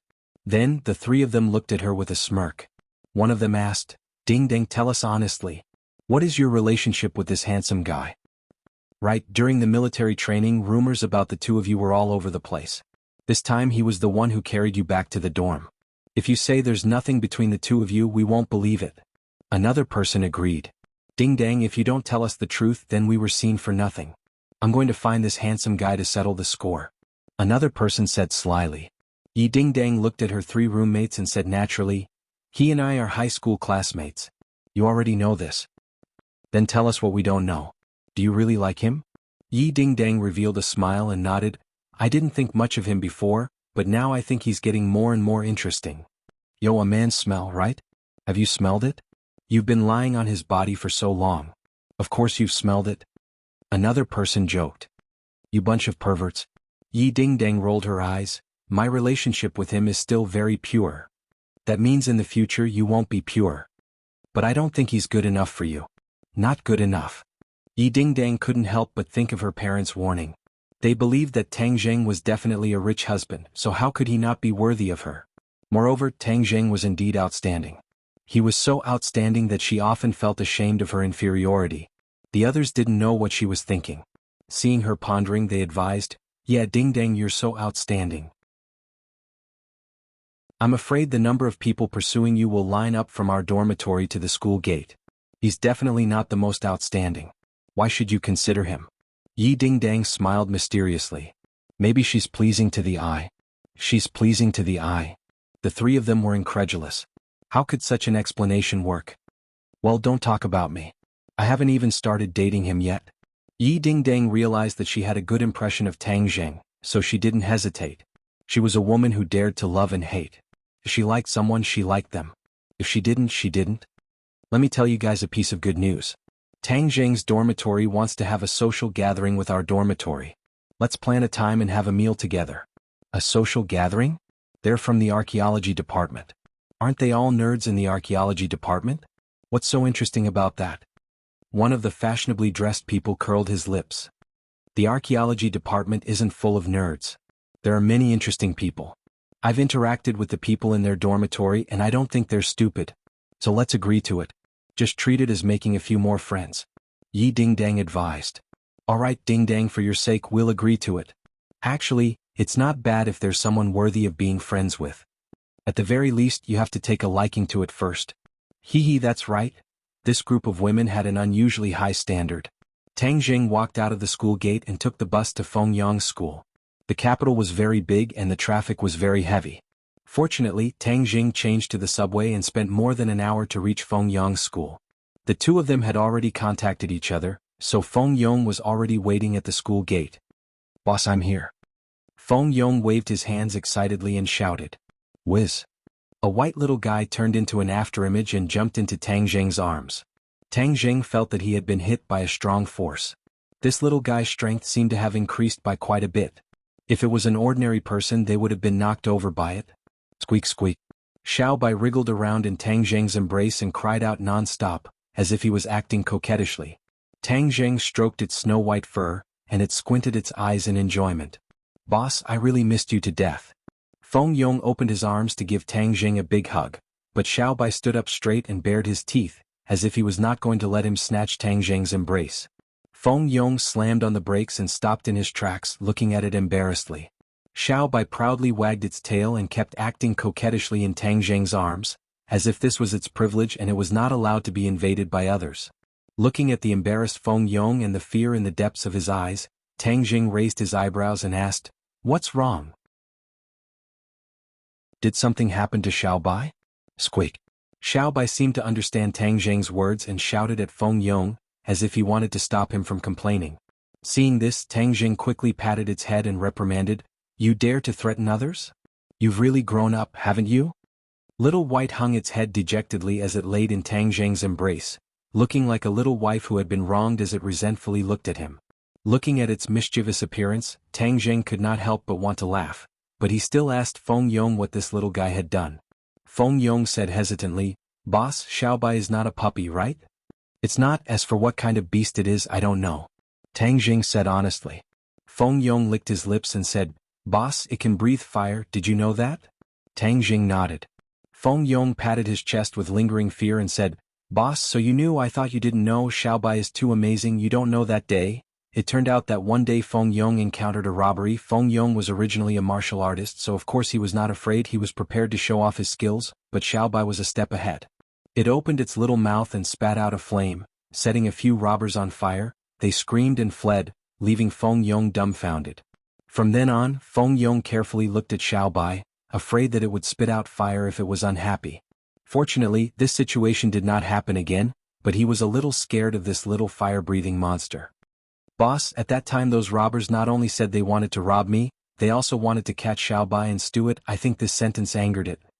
Fengyang repeatedly recalled the scene at that time. When they first met the robbers, Xiaobai did not have any reaction. Instead, it looked like it was watching a good show. Later, when the robbers said this sentence, Xiaobai bared its teeth and spat out fire without hesitation, so Fengyang thought so. Tang Zheng understood Xiaobai's temper. The little guy did not like people challenging its dignity, not to mention wanting to stew it and eat it, It would be strange if it did not get angry. Not chasing after them and burning them to ashes was already a great effort to restrain itself. Tang Jing stroked Xiao Bai's head and said, "Those people only have themselves to blame, but you have to be careful in the future. Don't spit fire, okay?" Gigi. Xiao Bai nodded, jumped up and climbed onto Tang Jing's shoulder, hugging his head. Feng Yong stuck out his tongue and said, "Boss, where did you find Xiao Bai? It's so awesome. This is completely a mythical beast from the legends." Xiao Bai understood his praise and proudly raised its head. "The last time I went out to travel I accidentally found it. It took me a lot of effort," Tang Jing said with emotion. Feng Yong said enviously, "I used to think that those legends were fake, but now it seems that they may be true. In the future I can't do blasphemous things." Saying this he looked at the sky as if he was afraid that the gods would blame him. Tang Jing now only knew of the existence of cultivators. As for whether or not the gods existed he did not know. The next time he saw Tian Chanzi he could ask this question. However, he did not plan to continue this topic. For the time being he did not plan to tell Feng Yong about the cultivators. Cultivators were different, and they were being hunted down by the martial organization, so telling Feng Yong was not a good thing. Speaking of the martial organization, Tang Jing was very confused about the Jade Pendant. Marshall said that the Jade Pendant was the martial organization's, but the Jade Pendant was related to his life. Could it be that his life was related to the martial organization? He could not think of the reason, and he did not want his life to be related to the martial organization. After all, he was a cultivator, and the martial organization specialized in hunting cultivators. The two of them were like fire and water. If his life was really related to the martial organization, then he would be in trouble. So after he returned to the capital, he did not take the initiative to investigate this matter, as if nothing had happened. "Boss, let's go eat first. After we eat I'll take you around our school," Feng Yong said. Tang Jing nodded. The two of them went to a restaurant outside to eat and then walked around the school. This school was slightly smaller than Yenching University, but it was still a famous school in the capital.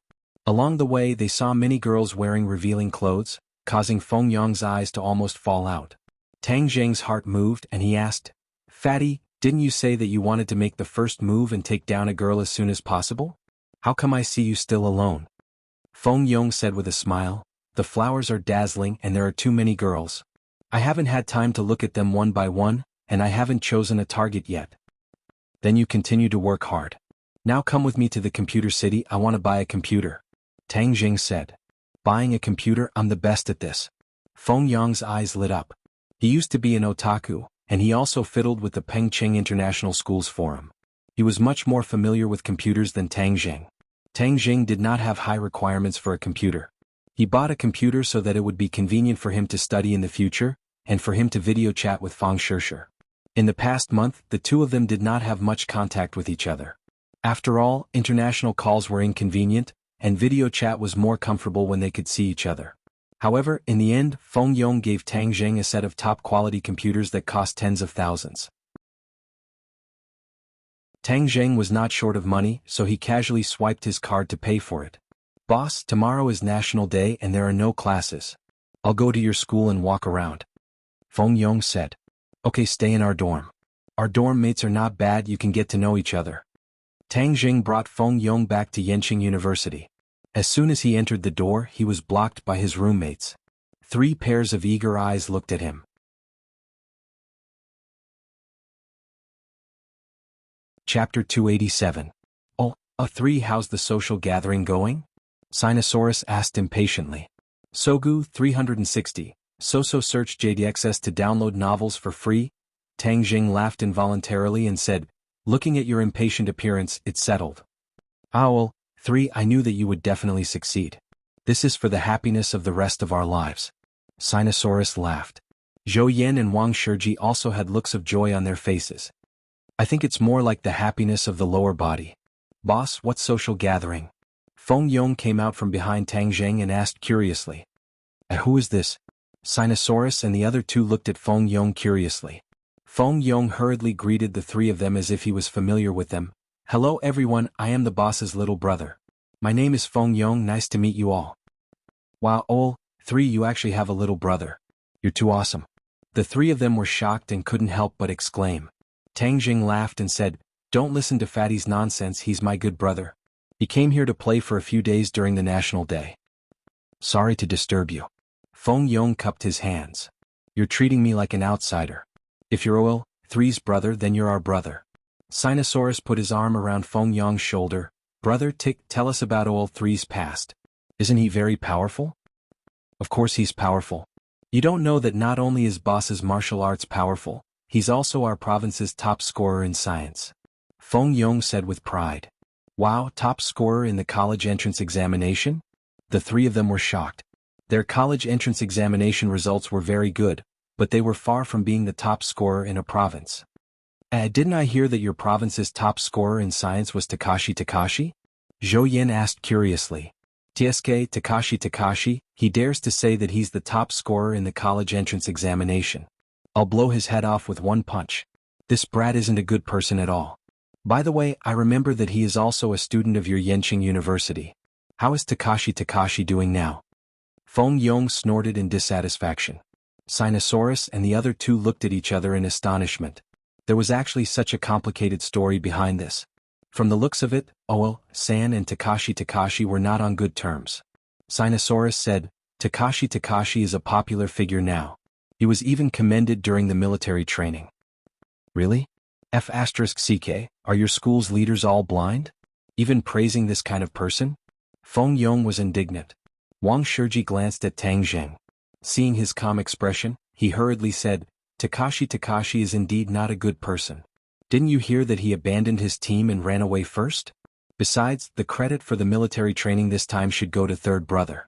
It's just that Takashi took advantage of it. What? Takashi dares to steal Boss's credit? Feng Yong was filled with righteous indignation.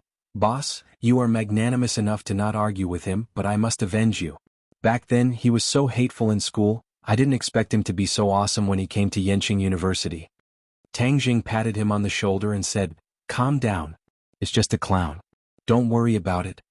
Sinosaurus and the other two did not say anything else. However, they were even more curious about Tang Zheng's past. Just how awesome was he in high school? Tang Zheng comforted Feng Yong, then used the matter of the fellowship to change the topic. The few of them discussed when to hold this fellowship party. Zhou Yin suggested, of course, the sooner the better. Tomorrow is National Day and everyone is free. Why don't we have lunch together tomorrow, and then we can stroll around in the afternoon? If we like each other, we can take advantage of the next few days of vacation to go sightseeing and improve our relationship. Wang Shiji and Sinosaurus nodded in agreement. Boss, can I go with you? I also want to see the beauties in your school. Feng Yong volunteered. Of course. Before Tang Zheng could say anything, Sinosaurus had already said, We are all brothers. Of course we will share our joys and sorrows. I just don't know how the quality of the girls in Yi Dingdong's dormitory is. The quality is very good. Tang Zheng recalled the appearance of the three girls and said, Really? Third brother, you've seen them? Yes, I saw them when I sent Ding Dang back to the dormitory. Wow, you actually went into the girls' dormitory. How was it inside? Were there many tempting things? Sinosaurus asked impatiently. There's no such thing as what you think. I just wandered around the door. Sigh, one day I'll take the opportunity to sneak into the girls' dormitory and take a look. Sinosaurus said longingly. Then you have to find a girlfriend first. Do you think you're third brother? You're so charming that you can even get a beauty like Yi Ding Dang. Zhou Yin said. Wow, boss, you really got Sister Ding Dang? Ah, I knew you could do it. You don't know that my boss is a love saint. Back then, even Sister Ding Dang chased after him. Feng Yong said with a smile of exultation. Sinosaurus and the other two were shocked and exclaimed, Damn, third brother, how many more awesome things do you have? Tell us all together so that we can worship you. You're making our hearts unable to take it. Wang Shiji said seriously, Yes, this is the unanimous decision of the dormitory. Third brother, tell us the truth. Tang Jing didn't know whether to laugh or cry and said, It's just some trivial matters, don't listen to Fatty's nonsense, Yi Ding Dang and I actually don't have anything going on. You're lying through your teeth. You even carried Great Beauty Yi back to the dormitory today. If there wasn't any relationship, would she let you carry her? Zhou Yin joked with a smile. Tang Jing didn't know whether to laugh or cry. He could only find an excuse to say that he wanted to discuss tomorrow's social gathering with Yi Ding Dang, so he avoided the trial of 502 members and ran to the balcony to make a phone call. The next day was National Day. The members of 502 woke up early in the morning to wash up and dress up. Even Feng Yong was no exception. He kept muttering, "Boss, if I knew I was going to meet a beauty, I would have prepared a set of clothes before I came. You're pretty handsome like this. Besides, you're just getting to know a few new classmates. There's no need to make it so grand," Tang Jing said. Sinosaurus used a hairdryer to dry his hair as he said, This is what you mean by a full man doesn't know. You have great beauty, so of course you don't have to care so much about your image. This is the first time we've met a beauty, so of course we have to leave a good impression." Looking at the few of them carefully dressing up, Tang Jing noticed that Wang Shiji's expression darkened. He had only brought a total of 3 sets of clothes, and they were all very simple t-shirts and casual pants. Compared to Zhou Yan and the others, they were a little inferior. Tang Jing patted Wang Shiji's shoulder and said, "Boss, nowadays beauties like to return to their natural state. Their fancy dressing might not be useful, so they have to do the opposite to attract the attention of beauties." Wang Shiji smiled shyly and said, "In the past, I rarely interacted with girls. They all said that I should interact more with the opposite sex in university, so today I'm just going to broaden my horizons." After tidying up, Tang Jing carried Xiao Bai and the few of them headed straight for the female dormitory. After waiting for a while, 4 beautiful women walked out. The graceful figures of the 4 beauties with different styles were of course an impeccable scenery. Even the passers-by couldn't help but cast sidelong glances at them. Sinosaurus and the others' eyes immediately lit up. They suppressed the urge to rush up and carry the beauties home and welcome them with a smile. The 4 beauties had faint smiles on their faces as they sized up the 5 of them. Without a doubt, if it weren't for Yi Ding Dang, they wouldn't have agreed to this social gathering. Seeing that these people weren't crooked, they felt relieved. Yi Ding Dang continued to lean on her walking stick, but her charm did not diminish. Amidst her valiance, there was a trace of gentleness, making her even more attractive.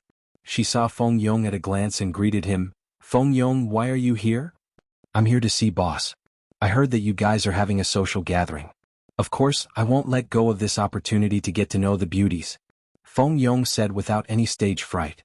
Tang Jing couldn't help but look at him. This brat had improved quite a bit in the past month. In the past, his personality was somewhat similar to Wang Shiji. However, ever since he met Tang Jing, he had changed bit by bit. Right now he was completely reborn. "Oh, the beauties are all here. Let's see if you have the ability to capture their hearts," Yi Ding Dang said with a smile. "Let me introduce the members of our dormitory." The 3 beauties were Lu Xian, Li Fangfei and Hao Dan. The 3 of them had different outfits. Lu Xian wore denim shorts and a pair of flat shoes, showing off her youthful vitality. Li Fangfei wore a fiery red dress. Most people wouldn't be able to pull off such a color, but it was just right on her, fashionable and generous. Hao Dan wore a tutu skirt with 2 ponytails, looking very cute. Yi Ding Dang's attire was a bit more simple. Long pants and a shirt wrapped around her slender legs, giving off a sense of gentleness and elegance. "Where are we going to eat?" Yi Ding Dang asked. Tang Jing said in a dress and added, "This is a private restaurant. It's not as noisy as outside." Fourth brother said that the food is pretty good, so he booked a table yesterday.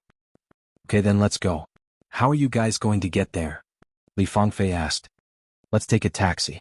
It's too troublesome to take the bus," Tang Jing said. Li Fangfei said without batting an eyelid, "You guys take a taxi. I'll drive and take the 4 of us." She shook the car keys in her hand. The few boys looked at her in surprise. It was rare to see university students driving to school. This showed that the other party's family was well off. Tang Jing's expression didn't change as he said calmly, "Then you guys go first. We'll be there soon." Li Fangfei's lips curled into a faint smile as she walked towards a bright red car. Yi Ding Dang looked at Tang Jing and said, "Tang Jing, take the same car as us. Otherwise, the 5 of you won't be able to fit in a single taxi." Sinosaurus and the rest were envious. To be able to sit in a car with 4 beauties was a great honor. They hurriedly pushed him and said, "Third brother, go on. We'll be there soon." Tang Jing didn't reject and nodded his head in agreement. Li Fangfei turned her head and looked at Tang Jing with a hint of displeasure in her eyes. It was as though she didn't want him to get in her car. However, she didn't say anything in the end. Hao Dan, on the other hand, turned her attention to Xiao Bai, who was in Tang Jing's embrace, and asked in surprise, "Is this your puppy?" "Yes." "Can I hug it?" "Sure." Hao Dan took over Xiao Bai. Xiao Bai cried out and wriggled in her embrace. Tang Jing could clearly see the little fellow's claws directly lying on her chest. Tang Jing really wanted to roll his eyes. This little fellow was definitely a pervert. He actually knew how to take advantage of a woman. Hao Dan, on the other hand, didn't notice this point at all and kept giggling. The few of them got on the car. Tang Jing sat in the back seat next to Yi Dingdang. The car sped up and arrived at their destination. This was a low-rise building in the downtown area. It was extremely rare in the city center where tall buildings were everywhere. A waiter stood at the door and led the few of them to the private room they had booked. This building had its own universe. From the outside it didn't look like much. However, inside there were small bridges, flowing water, and pavilions. It was incomparably elegant. The few girls were a little surprised. They originally thought that this so-called private restaurant was just a gimmick. After all, a small restaurant in a residential area dared to call itself a private restaurant. However, the restaurant in front of them was obviously not of that level. Furthermore, the level was not low. Even Tang Jing was a little curious. The private restaurant that fourth brother booked was actually so high-end. Before the few of them could digest this surprise, suddenly, a huge figure rushed out from the end of the corridor. It roared and rushed towards the few of them.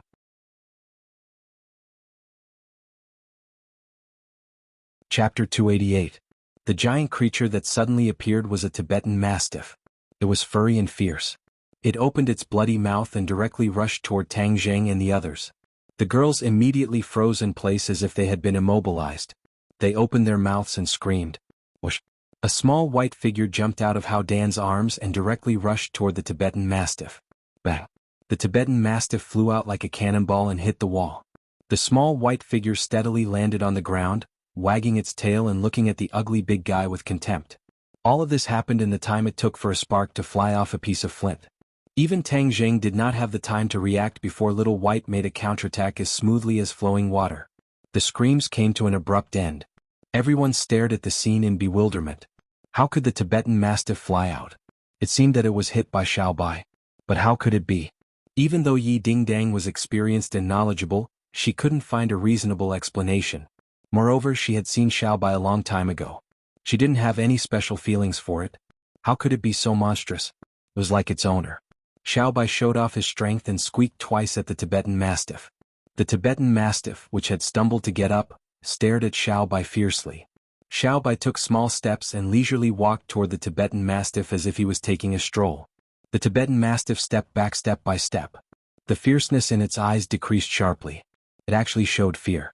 These two guys, one big and one small, were completely different. But the Tibetan Mastiff was obviously afraid of Xiao Bai, which made the others feel that this scene was very unreal. Tang Jing felt that it was very normal. Although more and more rich people domesticated the Tibetan Mastiff as a pet, it always maintained a wild nature in its genes. This was also the nature of most animals. It was more sensitive to danger than humans. Other people saw Xiao Bai as an ordinary puppy, but in the eyes of the Tibetan Mastiff, Xiao Bai was a powerful enemy that it dared not fight against. Therefore, every time Xiao Bai took a step forward, the Tibetan Mastiff would take a step back. Xiao Bai strolled leisurely while the Tibetan Mastiff took a step forward. When Tang Jing was about to stop Xiao Bai from showing off, he heard an angry shout, "Who hurt my General Wei Wu?" There was a wound on the Tibetan Mastiff's back. Blood dyed its black fur red. This was the result of hitting the wall just now. A burly man walked out in large strides. He was incomparably furious, glaring at Tang Jing's group. "Who hurt my General Wei Wu?" The man stroked the head of the Tibetan Mastiff and asked sternly. Everyone subconsciously looked at Xiao Bai. Xiao Bai raised his head high, looking very proud. The man glanced at Xiao Bai, then automatically ignored it and looked at the only man in the group, Tang Jing. "Who are you?" the man shouted. Before Tang Jing could answer, the waiter had already introduced him in a trembling voice. "Young Master Feng, these are the guests who have come to eat." This young Master Feng did not even look at the waiter and said arrogantly, "When I speak, how can you interrupt?"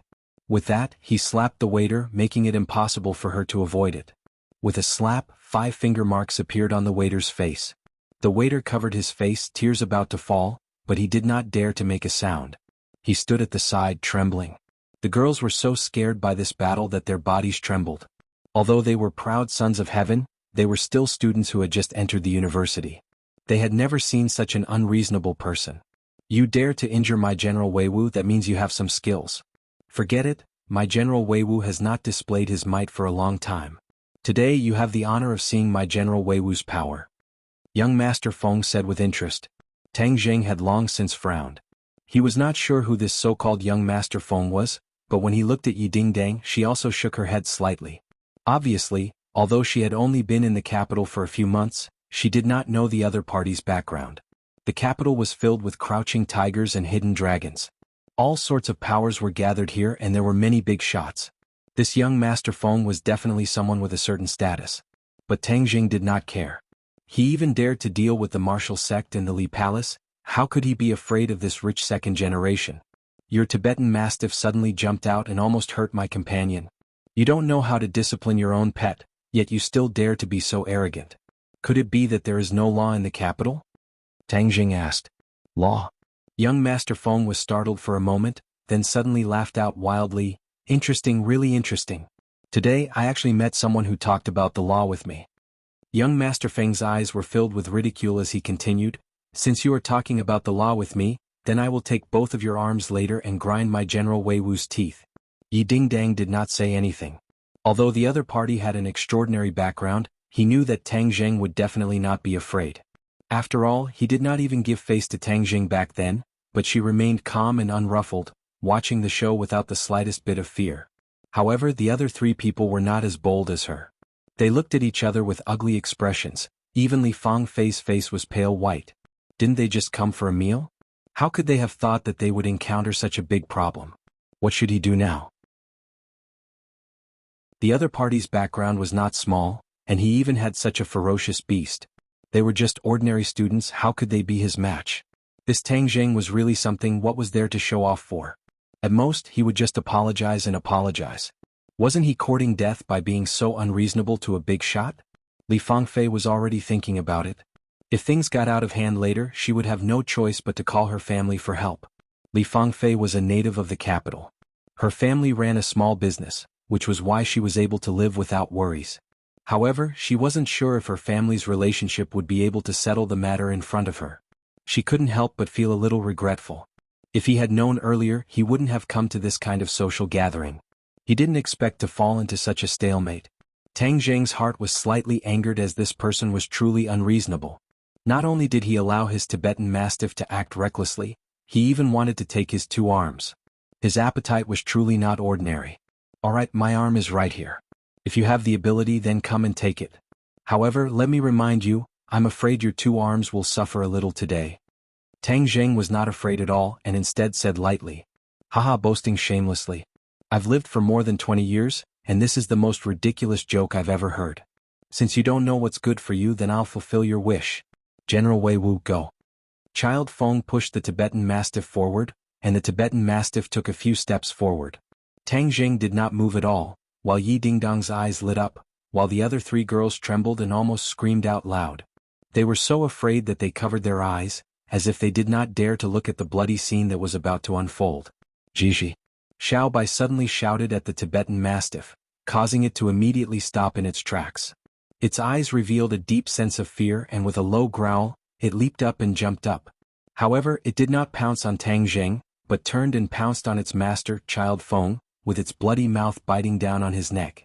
If this bite landed, it would directly bite off the other party's neck. This scene was beyond everyone's expectations. The 3 girls screamed again. Why would the Tibetan Mastiff attack its master for no reason? Had it gone crazy? Tang Jing and Yi Dingdang knew that the Tibetan Mastiff had not gone crazy, and that the instigator of all of this was Xiao Bai. Its 2 cries seemed to be in order for the Tibetan Mastiff to attack its master, and the Tibetan Mastiff did not even have the slightest ability to resist. Tang Jing was a little surprised. He knew that Xiao Bai was not simple, but he did not expect that he could control the actions of other beasts. Child Feng was the one who was the most surprised. He had originally been waiting for the Tibetan Mastiff to pounce on Tang Jing and bite off his 2 arms, but he realized that all of this was impossible. The Tibetan Mastiff that he had raised for a few years had actually pounced on him. Child Feng was not afraid, but instead he was furious. A beast was a beast, and at the critical moment he actually dared to turn around and attack. Without any hesitation, a fierce look flashed across his eyes, and with a stretch of his hands, he directly grabbed the head of the Tibetan Mastiff that was pouncing over. Brr. The Tibetan Mastiff roared crazily and struggled non-stop, impatiently wanting to bite off his neck. Child Feng grabbed its head with both hands. Facing the pet that had followed him for a few years, he did not have the slightest bit of hesitation or pity. Kacha. He snapped the Tibetan Mastiff's neck in one swift motion. Tang Jing was not surprised at all. The moment the Tibetan Mastiff counterattacked, he knew that the Tibetan Mastiff would not be able to harm this child Feng. This was because the other party was a warrior, and his cultivation was not low either. To be able to reach the second stage of the post-celestial stage in his 20s, this was enough to show that the other party was very powerful, and his identity was not simple either. But so what? You deliberately provoked me, can't I retaliate? Tang Jing had never thought of repaying evil with good. He believed in a tooth for a tooth, an eye for an eye. Since the other party wanted those 2 arms, then he would return the favor. Of course he would have to remove the other party's 2 arms as well. However, before he could react, Child Feng's reaction was extremely intense. He felt that he had lost a lot of face, to actually be attacked by a pet that he had raised for a few years. He looked at Tang Jing with an ashen face, then looked at Xiao Bai. Just like Tang Jing and Yi Dingdang, he could tell that the Tibetan Mastiff's sudden betrayal was due to Xiao Bai's influence. In other words, this puppy was definitely not simple, and was countless times more precious than his Tibetan Mastiff. Thus, he started to have ideas about Xiao Bai. First, he took care of Xiao Bai's master, and then Xiao Bai would naturally become his pet. This pet that was even more awesome than the Tibetan Mastiff was definitely the only one, and the others could only be envious of it in the future. Thinking of this, he was very excited. However, he had to vent his anger on this brat right now. To deal with an ordinary person, he, a second stage post-celestial stage warrior, felt like killing a chicken with a butcher's knife. However, in front of so many beauties, it was indeed a beautiful thing to display one's strength. Furthermore, there was a top-grade beauty among them, and she was even a martial artist of the 9th grade of body refining stage. He had seen countless women, and this kind of top-grade beauty was rare. Since the other party was with this brat, he could not let them go. He walked towards Tang Jing step by step, and an invisible pressure suddenly increased. Especially Li Fangfei and the other 2, they almost couldn't breathe, their faces were pale, and they were trembling. Li Fangfei's hand had already touched the phone in her bag, and she wanted to call home for help. Seeing his roommate's terrified expression, Yi Dingdang comforted him in a low voice. Don't worry, with Tang Jing here, he won't be able to cause any big waves. His words were filled with incomparable confidence in Tang Jing. The 3 girls didn't know whether to laugh or cry. At this time, Yi Dingdang was actually not worried at all. Her heart was simply too big. Moreover, the other party's identity was illustrious. Offending such a person would not be a good thing. Before they could even think about it, Child Feng had already walked in front of Tang Jing. Tang Jing stood in front of the girls like a sturdy city wall. His tall and straight back seemed to give people a sense of security. As their eyes met, Tang Jing's eyes gradually narrowed.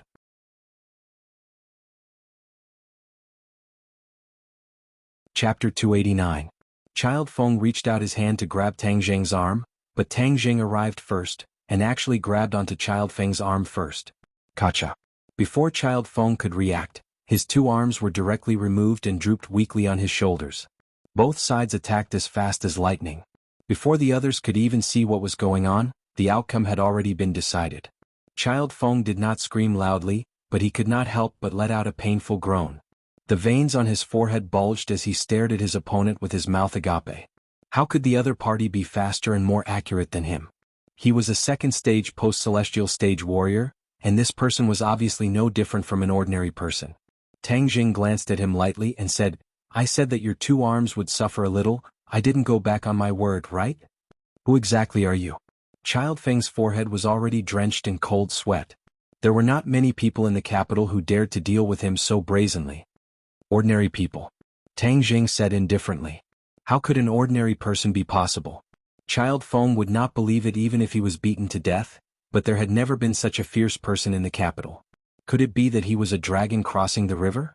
The water in the capital was so deep, yet a dragon crossing the river dared to be so unbridled. Other than having something to rely on, it was because he was an idiot. However, Child Feng did not know that Tang Jing's reliance was not on anyone else but himself. Although the identity of a cultivator was different, it made him very confident. No matter what identity the other party had, he would not be afraid of anyone who dared to provoke him. Therefore, he did not care about the identity of this Child Feng at all and directly attacked. Seeing Tang Jing's clean and efficient attack, Yi Dingdang's eyes lit up. This person's strength was not low, but Tang Jing had removed both of his arms so quickly. Firstly, it meant that he had underestimated his opponent, and secondly, it was because Tang Jing's strength was indeed extraordinary. The other 3 people's thoughts were much more complicated. Li Fangfei had just pressed a few numbers, but he had no choice but to stop and look at Tang Zheng and Child Feng in disbelief. It seemed that Tang Zheng had won. However, she wasn't happy because she knew that the grudge between the two of them would really be formed, and the consequences would be unimaginable. Hao Dan and Lu Xian, on the other hand, were scared stiff by this terrifying scene. Their legs went soft and they almost fell to the ground. Luckily, Yi Dingdong's eyes were sharp and her hands were fast as she supported the two. Her eyebrows danced as she said, "How is it? I said that Tang Zheng would be fine, right?" The three of them didn't know whether to laugh or cry. They had a new understanding of their roommate. Did she really not know what fear was? What's going on here? Suddenly a woman walked out. "Child Feng, how did your General Wei Wu die? What's up with your arms?" The woman blinked her bright eyes. She was not afraid at all. Instead, she was interested. This woman was in her 30s and had the charm of a young married woman. Her every frown and smile revealed a soul-stirring charm. The charm of Yi Dingdang and the others was overshadowed by her mature charm. Child Feng endured the pain and asked with an ashen face, "Boss Li, who exactly is this kid?" This young woman was the owner of this private restaurant, Li Hongqing. Her beautiful eyes swept across Tang Zheng's body, then paused on Yi Dingdong's face. Her face revealed a look of surprise as she said, "Child Feng, of course they are our customers." "Who is this brat?" "Hee, I don't know about that. Child Feng, it's impossible for me to know every customer who comes to our restaurant like the back of my hand." Li Hongqing said with a sweet smile. "Boss Li, you don't mean what you say. Who doesn't know that this private restaurant is not something that ordinary people can enter?" Tang Zheng's head moved. This was the place that Fourth Bro had booked to eat. He originally thought that it was just an ordinary restaurant, but he didn't expect that there would be so many unusual things. Immediately he became curious about Zhou Yan. Thinking back to his parents' appearances, he didn't find anything out of the ordinary. However, who didn't have secrets? Therefore he wouldn't go and get to the bottom of it. Li Hongqing only smiled but did not answer and said, "Mister, what grudges do you have with Child Feng? This small shop does not care, but this small shop has always had a rule, and that is, do not fight in the shop, so please let go of Child Feng."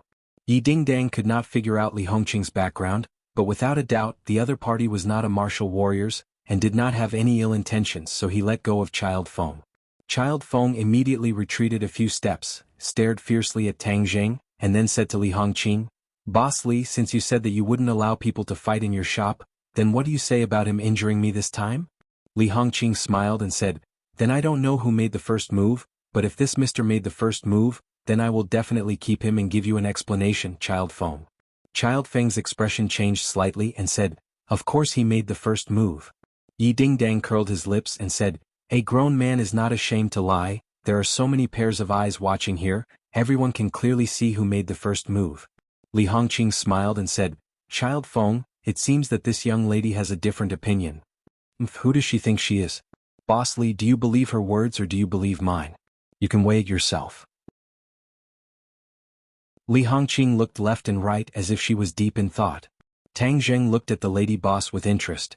She was not a martial warriors, but this Child Feng was so afraid of her, which meant that her identity was not ordinary. Maybe there was some big shot behind her, and from the looks of it, this private restaurant was really not ordinary. "Child Feng, as a woman, I am more willing to believe in women," Li Hongqing said solemnly. "You." Child Feng's expression suddenly changed. "All right, Boss Li, I will remember. Child Feng, take care. Remember to visit our shop again next time." Seeing the Child Feng drooping his arms and angrily leaving, Li Hongqing acted as if she did not see his anger and said enthusiastically, "Pa pa pa." Yi Dingdang lightly clapped her hands and praised, "The lady boss is truly bold. I've made a fool of myself. You're here to take care of my business, but you've been disturbed by this unpleasant matter. I'm really sorry. Today's meal is on the house. Consider it my apology." Li Hongqing took the initiative to say. Everyone had already guessed that the cost of a meal here would not be small. She had actually given them a lot of face by waiving the bill. The lady boss is truly a forthright person. If there is a chance in the future, I would like to come and sit for a while more. Yi Dingdang said from the bottom of her heart. Li Hongqing laughed. "Welcome, a beauty like Miss is pleasing to the eye just by looking at her. I also hope to benefit from your light. Why is it so lively?" Suddenly, Sinosaurus's voice sounded, and the follow-up troops arrived. Zhou Yan asked, "Why are you all standing here and not going to the private room?" Li Hongqing looked at the few of them and said with a smile, Welcome everyone. I am the boss here, I will bring you to the private room. Boss. A strange look flashed across Zhou Yan's face, but it instantly returned to normal.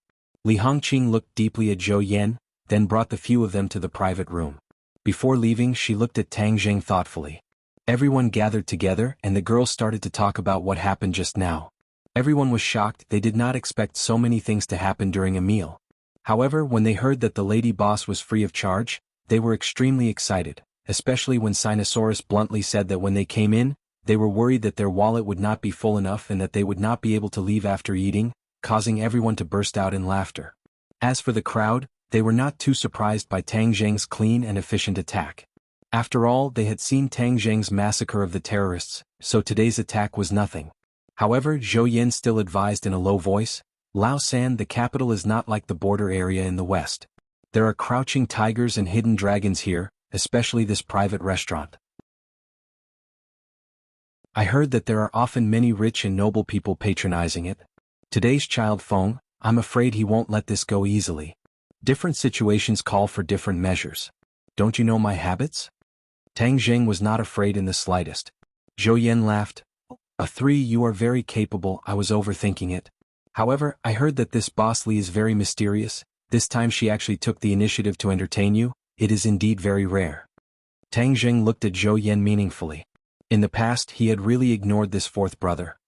He had originally thought that he was just a child of an ordinary official's family, but now it seemed that he had underestimated him.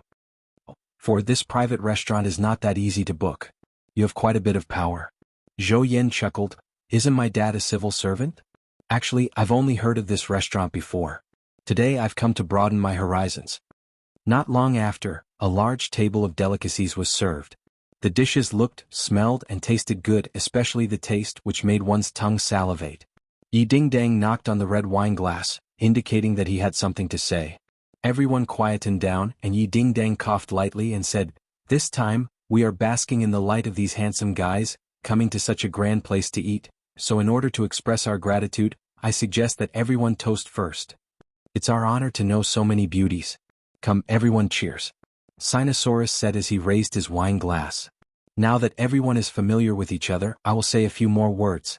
If anyone sees eye to eye with each other today, then don't be courteous and make your move as soon as possible.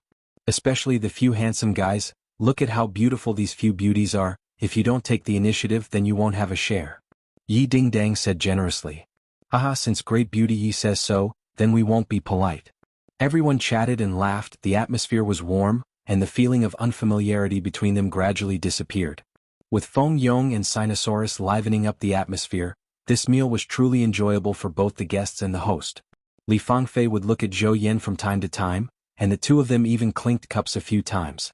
It seemed that she had taken a liking to Zhou Yan, and Gao Daji seemed to have taken a fancy to Lu Xian.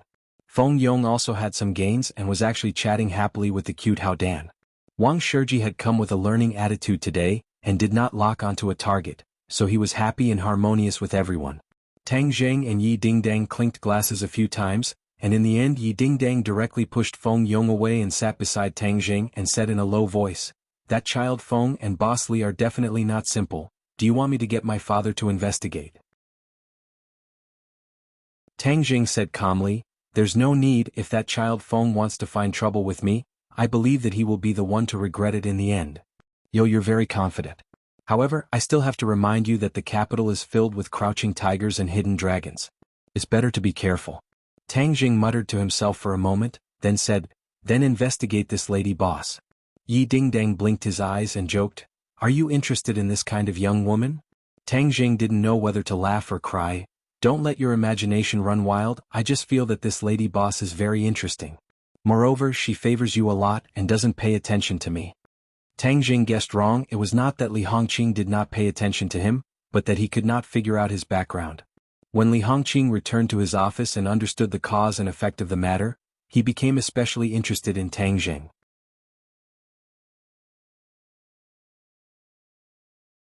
Chapter 290. Li Hongqing's investigation of Tang Zheng was superficial. When Tang Zheng and the others left the private restaurant, she did not find out anything. She only knew that he was a new student at Yenqing University. Sogu 360, Soso search JDXS to download novels for free. But for Yi Dingdang, she did recognize him at first glance because she did not have the words blame yourself in her past life. I really don't understand this group of profligate sons. But then again, aren't you one of them? No wonder you know them so well. TSK, don't talk nonsense. How could I be someone like them? Moreover, I started out halfway. What kind of profligate son am I? Yi Dingdang curled his lips and said unhappily, Duh. While they were talking, a commercial car stopped in front of the two of them, blocking their path forward. A few fierce-looking people jumped down. At the same time, the few people behind them quickly surrounded them.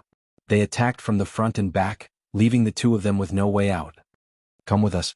A few of them actually took out their pistols and pointed them at the two of them as they said coldly. Tang Zhang's pupils constricted. He dared to use a gun on the streets of Beijing. It seemed that this child Feng was not an ordinary person. The two of them were bold and were not afraid at all. However, they said generously, let's go, lead the way. Tang Zhang was confident that he could get rid of them before the other party opened fire, so of course he would not be afraid. Yi Dingdang even looked like she was watching a good show. The person was stunned for a moment as if he did not expect Tang Zhang to be so easy to catch.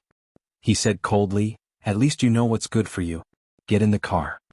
The two of them were escorted into the car and then roared away. Along the way, a few people kept their guns aimed at the two of them, afraid that they would make a move. After all, they had been told that the two of them were not ordinary people. Xiaobai opened her eyes wide and curiously watched this scene. She opened her mouth as if she wanted to spit out fire and turn these people into charcoal at any time. Yi Dingdang glanced at the little fellow from time to time. The scene of it dealing with the Tibetan Mastiff was still vivid in her mind, making Yi Dingdang extremely interested in it. It was just that Tang Jing refused to tell her where it came from even if she was beaten to death. He only said that it was a small dog, leaving Yi Dingdang helpless. However, in her heart she did not believe this kind of lies. The MPV stopped at the back door of a private club. They walked in from the back door, took the elevator to the 5th floor and stopped outside a door. Before the door opened, Tang Jing heard a faint roar coming from inside. I will definitely hide that brat and feed him to the dogs. He dares to go against me in the capital, this kind of person must die. This voice belonged to the arrogant child Feng from before.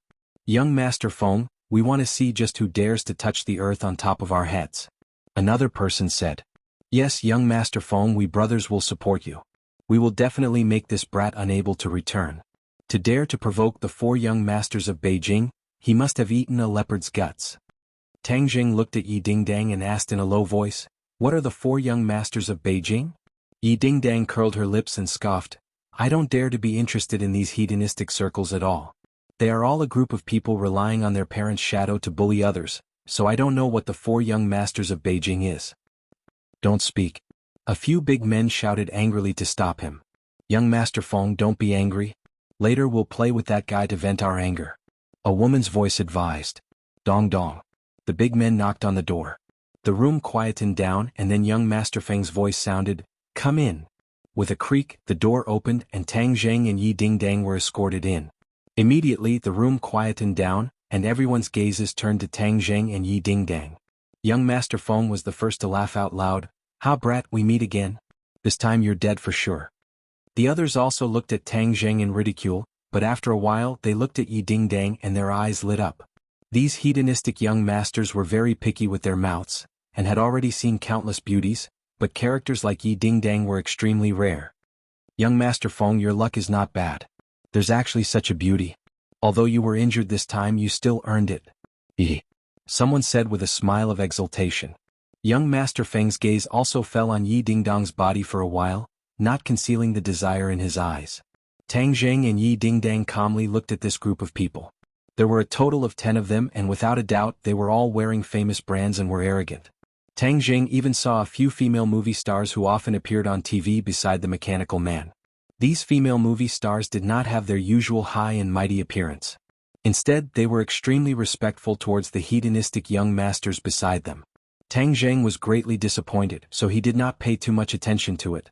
However, he recognized a familiar person in the crowd and Yi Dingdang also recognized this person, Yi Meiyu. Yi Meiyu also looked at the two of them in surprise, but she did not say anything. She did not rush to speak, but instead stared at the two of them as if she was watching a good show. Tang Zhang and Yi Dingdang did not say anything, but they had no choice but to re-examine this young Master Feng. Since Yi Meiyu was in this circle, it meant that this young Master Feng's family was part of the Ye family's circle. Yi Dingdang did not have much of a sense of identity with the Ye family in the capital, so even if young Master Feng really had something to do with the Ye family, she would pretend that she did not know. As a result, due to the tacit understanding between the two sides, no one knew Yi Dingdang's identity. They only looked at this beautiful girl with envy. Tang Zheng looked at young Master Feng without batting an eyelid. His arm was bandaged, and although Tang Zheng's 2 strikes did not injure his foundation, he still needed to rest for a few days. It seems like the lesson from before is not deep enough. You still want to taste something even more painful. Tang Zheng said indifferently. Hearing that, Child Feng said, "Damn, you dare to be so arrogant in our territory? Let me tell you, with that woman Li Hongqing obstructing me earlier, I couldn't do anything to you. Now that you're here, I can kill you in a matter of minutes." "Oh, looks like you're so afraid of Li Hongqing. So you're not that powerful? You're even afraid of an ordinary woman," Tang Zheng said. The expressions of the others were very interesting as they looked at Tang Zheng in disbelief. Young Master Feng finally laughed out loud. "I can finally confirm that you are not some big shot. You actually don't even know Li Hongqing's background, and you dare to come to the capital to fool around. It's not an exaggeration to say that you are an idiot." Tang Zheng was slightly startled. Was this Li Hongqing that powerful? The others also looked at him with ridicule and said, "This brat really thinks of himself as a dragon crossing the river. The capital is filled with crouching tigers and hidden dragons. This kind of dragon crossing the river is the fastest to die. It can't even make a splash. Yes, you don't even know Li Hongqing's name. You really are a nobody." Looking at the looks of disdain on everyone's faces, Tang Zheng was truly curious about Li Hongqing. Just what was so magical about this woman? "You don't know, and I don't have the obligation to tell you. Ask the brats below when you go to hell." Young Master Feng's face revealed a ruthless expression and said sternly, "Break his legs first to prevent him from escaping, then I'll slowly play with him." The few brawny men beside him pulled the trigger without hesitation. Bang bang. 2 bullets directly shot out of the chamber. After the bullets passed through the silencer, they only made a slight sound. Tang Zheng hugged Yi Dingdang, then quickly dodged to the side. His figure flashed, and with a stretch of his hand, he had already grabbed onto the big-sized man's wrist. The pistol flew out of his hand and Tang Zheng snatched the pistol and pulled the trigger without hesitation. Bang bang, with a series of muffled sounds, a few big men were immediately shot and fell to the ground, crying out miserably. Tang Zheng immediately kicked the pistol away and looked at the crowd with a murderous look. This was the capital. Tang Zheng did not kill them, but the threat of these few big-sized men had been completely removed. He turned the gun and aimed it at young Master Feng. They never thought that Tang Zheng would be able to successfully counterattack under the gun. Young Master Feng was also stunned for a moment. He was a second-stage post-celestial stage martial artist, so it was not easy for him to be invincible in such a close-range battle. Moreover, from the very beginning he did not place enough importance on Tang Zheng. This was because he thought that the other party's strength was about the same as his, and that he was only lucky to injure him when he was not paying attention. But now the strength that Tang Zheng displayed showed that this was not the case. But as one of the 4 young masters of the capital, how could young Master Feng admit defeat just like that? Before Tang Zheng could even shoot, young Master Feng quickly took a small step back, revealing a person who had been standing behind him the entire time.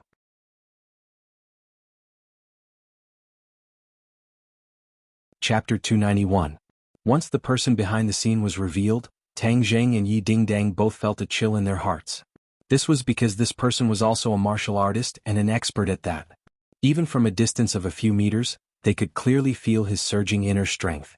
Sogu 360, Soso search JDXS to download novels for free. Child Feng revealed a complacent look and said, "Now you know what it means to be afraid, right? You dare to cause trouble in my territory? Today I will teach you how to write the word, death." When the others saw Tang Zheng knock down a few gun-wielding men in an instant, they were shocked and some of them even panicked. After all, these hedonistic sons were not all warriors like Child Feng.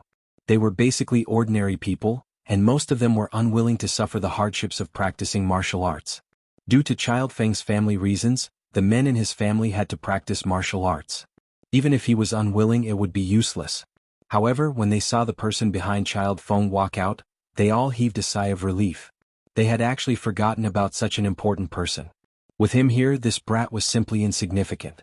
Tang Zheng stared at the other party. From the other party's body, he could feel the unique aura of a pre-celestial stage expert. He had already interacted with many pre-celestial stage experts, so this feeling was very sharp. He couldn't help but feel a little annoyed. These hedonistic sons were really annoying. They weren't very strong themselves, but the family behind them was too strong.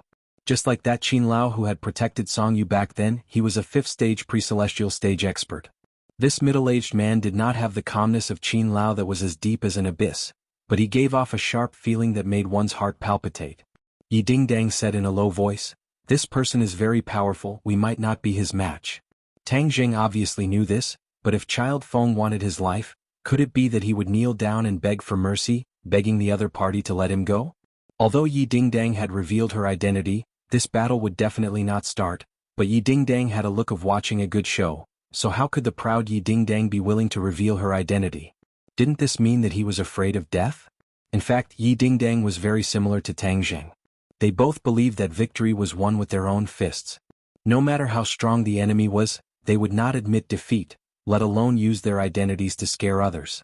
Therefore, when facing this innate master, neither of them retreated. It was as if the soles of their feet were rooted to the ground as they stared at each other without moving an inch. "Raging Inferno, take him down for me and then I'll slowly torture him to death," Child Feng ordered sternly. Raging Inferno was the name of this pre-celestial stage expert. He was an expert that Child Feng's family had roped in, and was in charge of protecting Child Feng. However, everyone in the capital knew the name of the Child Feng, and no one dared to deal with him. Thus, the Raging Inferno did not follow him closely. And this time, encountering Tang Zheng was a complete accident, which was why Child Feng had suffered so much at the hands of Tang Zheng. Raging Inferno knew that he had failed in his duty, so when he saw Tang Zheng, he revealed his sharpness. He was determined to take down Tang Zheng and show his face in front of the Child Feng. Of course, although he could not see through Tang Zheng's cultivation level from the way Tang Zheng attacked just now, he could tell that Tang Zheng's strength was far inferior to his, so he was full of confidence. Raging Inferno walked towards Tang Zheng with large strides, like a hunter facing his prey, displaying extreme confidence. Tang Zheng did not hesitate to pull the trigger. A stream of bullets poured out, covering the sky and covering the earth as they shot towards his opponent. His shots were not aimlessly fired, but shot towards Raging Inferno, covering all the fatal points on his opponent's body. This person was much more powerful than the few men from before. Tang Zheng had trained with firearms in the army, and even though he was not proficient, he was still an expert. His hands were steady and careful, and he was not to be outdone by many veterans who had trained with guns for many years. These bullets whistled through the air, but there was not much fire. He pushed his palms forward. Boom! A wave of air surged out and the bullets shot out to the side, shooting into the surrounding walls. This was the difference between people. Although Tang Zheng was not afraid of this kind of bullet, he would not take it head-on like this. Instead, he would dodge.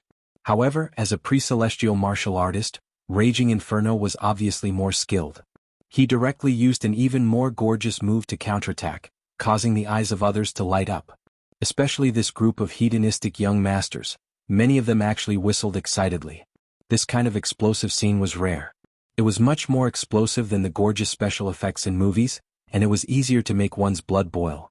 Tang Zheng's blood could not boil at all. The moment the other party made a move, Tang Zheng was certain that the other party was really a pre-celestial martial artist.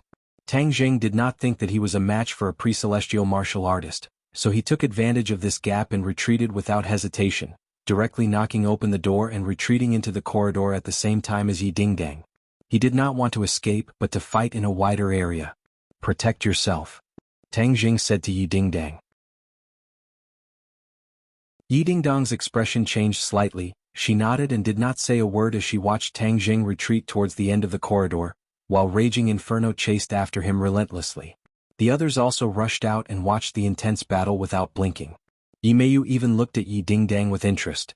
Originally, she thought that Tang Zheng was an insignificant and poor brat, but now it seemed that this brat actually had some skills, but it was limited to this. After all, Yi Meiyu had never lacked warriors since she was young, so she knew that compared to personal strength, external strength was more important. As a result, he did not think highly of Tang Zheng, and instead looked at Yi Dingdang with disdain. This wild girl who suddenly came back from the outside wanted to compete with him for a position in the Ye family. Humph, this time I'll get rid of you first. The others did not know about Yi Meiyu's sinister intentions, and Yi Dingdang did not care either.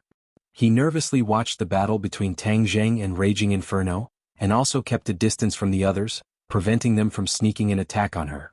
The strong chi wave made it so that no one dared to approach and they could only watch from afar. Tang Zheng fought and retreated, and had already retreated to the end of the corridor, and below him was the stairwell. Everyone thought in disdain, a guy who only knew how to run away. I thought he was very powerful. Child Feng's face revealed joy, but also a bit of malevolence. He complacently said to the people beside him, I already said that this brat is nothing to be afraid of. A small river dragon wanting to cause a big wave in the capital is simply wishful thinking. Child Feng is right. Child Feng is one of the 4 young masters of the capital. This brat has eyes but does not recognize Mount Tai. Offending you, Child Feng, is courting death. Someone agreed. Yes, Child Feng. After this battle, your reputation will definitely increase greatly. You might even suppress Yan Luyun and become the head of the 4 young masters of the capital. When Child Feng heard the title of the head of the 4 young masters of the capital, his eyes couldn't help but reveal a trace of envy. It was obvious that he had been admiring this title for a long time. Yimeyu glanced at Child Feng without leaving a trace, then curled her lips and thought in disdain, You dare to become the head of the 4 young masters of the capital? You really overestimate yourself. Is Yan Luyun someone you can stand shoulder to shoulder with?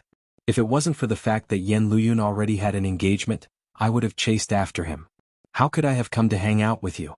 Child Feng did not know what Yimeyu was thinking, otherwise he would definitely fly into a rage.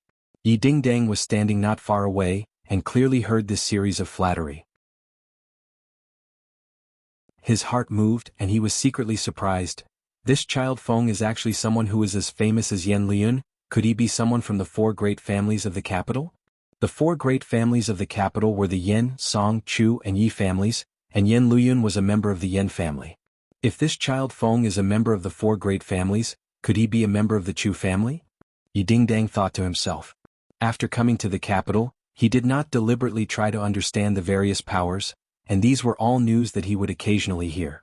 Amongst them, Yan Luyun's great name was like thunder to his ears, and was often mentioned. It was said that he was the most outstanding person in the younger generation, even more outstanding than Song Yu, who Yi Xuanji had his eyes on. Furthermore, Yan Luyun was extremely legendary. Although his family background was illustrious, his ability was outstanding, and he was talented. The fiancé he found for himself was an ordinary person. This ordinary person was not a natural beauty, and was only slightly above average. However, Yan Luyun was deeply fond of her, and had set aside all sorts of difficulties to get engaged to her. This was simply a real-life Cinderella story. Back then, the news of Yan Luyun's engagement had caused many young ladies of the rich and powerful families to cry until their eyes turned red. Of course, this also made many ordinary girls who heard of this matter envious and jealous. Why didn't such a thing happen to them? Although Yi Dingdang had never seen Yan Luyun before, he was filled with admiration for this kind of person. This was a true man with iron bones. This Child Feng still wanted to stand shoulder to shoulder with Yan Luyun. It was simply wishful thinking. For the Chu clan to have such a disciple, it's truly a shame. You still have the nerve to come out and embarrass yourself. Yi Dingdang cursed in his heart, and then looked at Yimeyu and thought, no wonder the capital has a bad impression of her, hanging out with this kind of person. What kind of ghost can there be in the evaluation? This Raging Inferno is still a pre-celestial stage expert. Tang Zheng is definitely not his match. Then what should we do? Could it be that I have to watch him get killed? No, absolutely not. Yi Dingdang's thoughts raced as he thought of a way to deal with this situation. Tang Zheng was also thinking of a way to deal with this situation. He had already received a few moves from his opponent, causing his blood to tremble, and he was almost injured. However, he knew that he could not hold on for too long.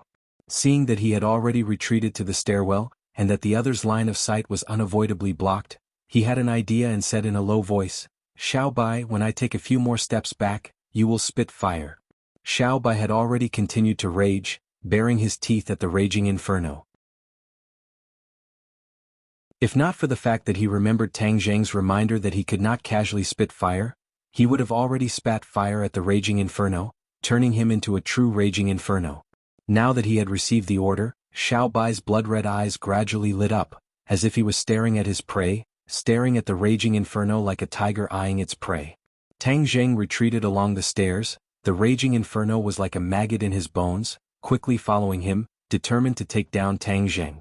Because the Child Feng had given the order to take down the opponent and kill the opponent, the Raging Inferno had not used its ultimate move, which put a layer of shackles on the Raging Inferno. As a result, Tang Jing fought and retreated, and had persisted for so long without being defeated. If the Raging Inferno directly used its killing move, then Tang Jing's situation would be even more dangerous. Tang Jing glanced at the corridor and after confirming that no one else could see him, he bellowed, "Fire breath!" Boom! Xiao Bai opened her mouth, and a stream of flames immediately shot out, heading straight for the Raging Inferno. When the Raging Inferno heard the sound of spitting fire, it did not understand what was going on, and thought that the other party would use some kind of hidden weapon. However, it saw a ray of fire shoot up into the sky, and then he was immediately enveloped by the flames. He turned pale with fright and shouted, anxiously circulating his energy to protect his body.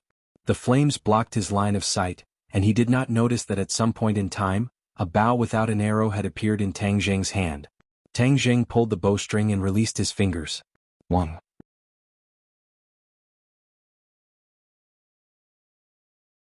Chapter 292. The raging fire really turned into a ball of flames and flew backwards from the stairwell. The others only had time to hear a miserable scream, and then a huge ball of fire flew out. Net fire? How could there be fire? Everyone was confused. Who was this fireman? Was it that brat or Raging Fire? No, it was definitely not Raging Fire. He was a pre-celestial stage expert. Moreover, this flaming man landed heavily on the ground, causing sparks to fly everywhere. He did not move at all. How could he be a pre-celestial stage expert? It could only be that brat. Even Yi Dingdang could not help but think so. After all, the difference in strength between the two sides was too great. Actually, she had already decided to call Yi Tianlei and ask him to save Tang Jing. However, she did not expect that before she could even make the call, such a strange change had occurred in the battle, and a person had turned into a flaming man. Was this really Tang Jing? She did not dare to continue thinking. Her hand that was holding the phone couldn't help but tremble. Her eyes instantly turned red and tears almost flowed out of her eyes. Seeing her on the verge of tears and clenching her teeth, Yi Meiyu's face revealed a look of joy. Haha, this time your little lover has been burned to death. This is great. Who told you, a wild girl, to come back to the capital and fight with me? Because Child Feng and the rest were also overjoyed. Child Feng could not help but shout, "Raging Fire, good job!" However, the cheers stopped abruptly. A person walked out from the stairwell and stood in front of the burning man. He stood in front of everyone. Immediately, the air seemed to have frozen, and only the crackling sound of the flames could be heard. Tang Jing also felt very lucky. Just now, he had used Xiao Bai to spit out fire to disturb the opponent's mind and vision, but he did not think that this would be enough to kill a pre-celestial martial artist. Therefore, he did not hesitate to add on an attack, using the heaven-shocking bow to shoot out an arrow that accurately hit the opponent's chest. At that moment, Tang Jing even heard the sound of bones shattering. It had to be known that the heaven-shocking bow was a divine weapon that could cause a demon god's body to explode. Catching a pre-celestial martial artist off guard was indeed enough to take his life, and the facts had proven this point. Looking at the motionless Lai Hua on the ground, Tang Jing knew that his fatal wound was not the flame but the arrow. Of course, at this moment he had already put away the heaven-shocking bow. The heaven-shocking bow was too shocking. He definitely could not casually reveal it. As if he had seen a ghost, Child Feng opened his mouth wide, as if his throat was tightly gripped by someone. He stared at Tang Jing with wide eyes and muttered to himself, "Impossible, how can you kill Raging Inferno? He is a pre-celestial martial artist, how can you be his match?" However, everything before his eyes was a fact. Raging Inferno had indeed failed and had paid the price of his life. Tang Jing walked towards Child Feng, causing the others to subconsciously retreat, but Child Feng's legs felt as if they were filled with lead. He wanted to escape but found that his legs did not listen to him at all. The shock that this scene brought to him was simply too strong.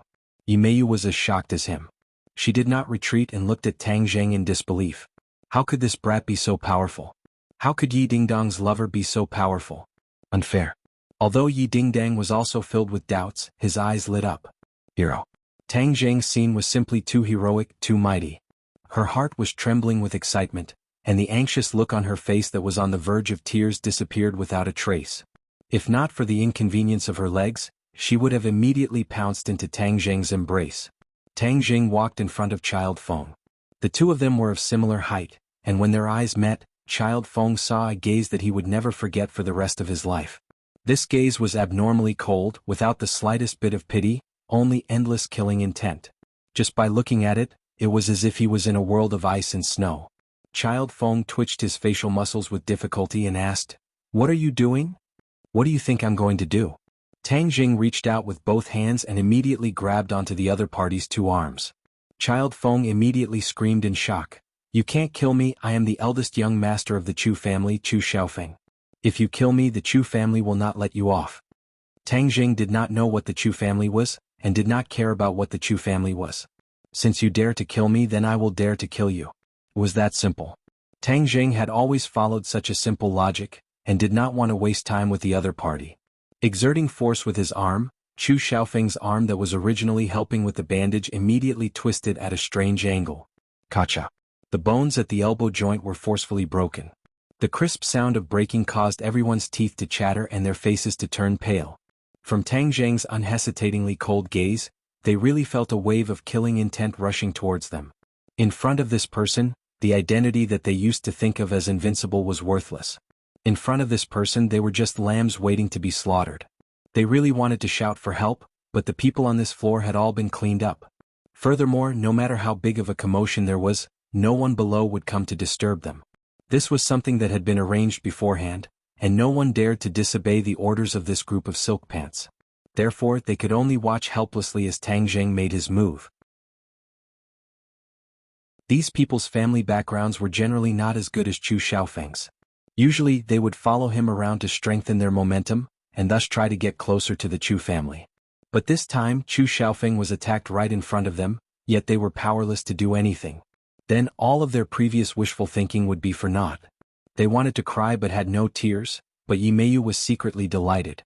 Her originally dejected eyes gradually lit up as she thought to herself, "Hurry up and kill Chu Xiaofeng.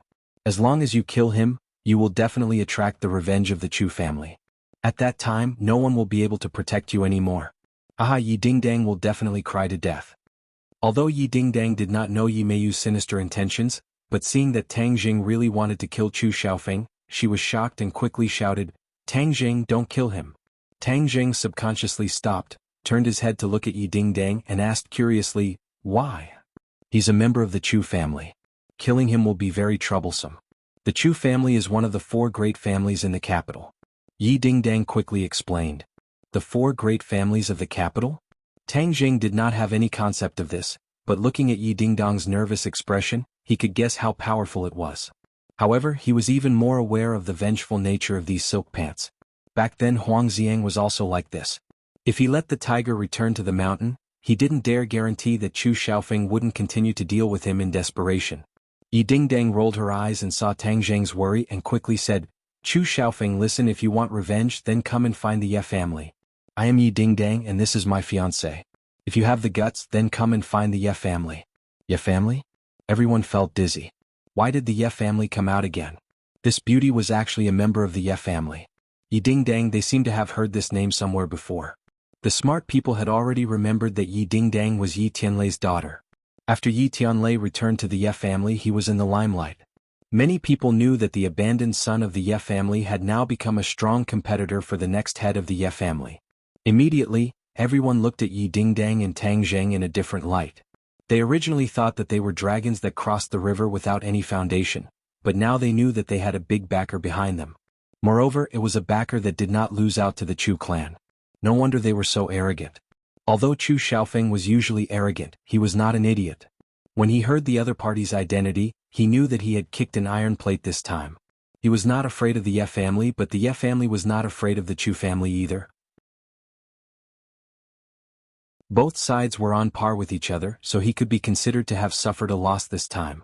His family would not attack the Ye family for such a small matter. When he thought of this, he couldn't help but feel regret and hatred. He looked at Yi Meiyu with eyes filled with hatred.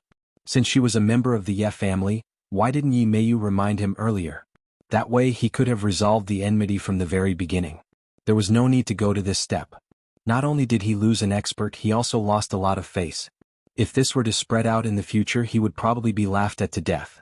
Yi Meiyu, you bitch, your heart is vicious.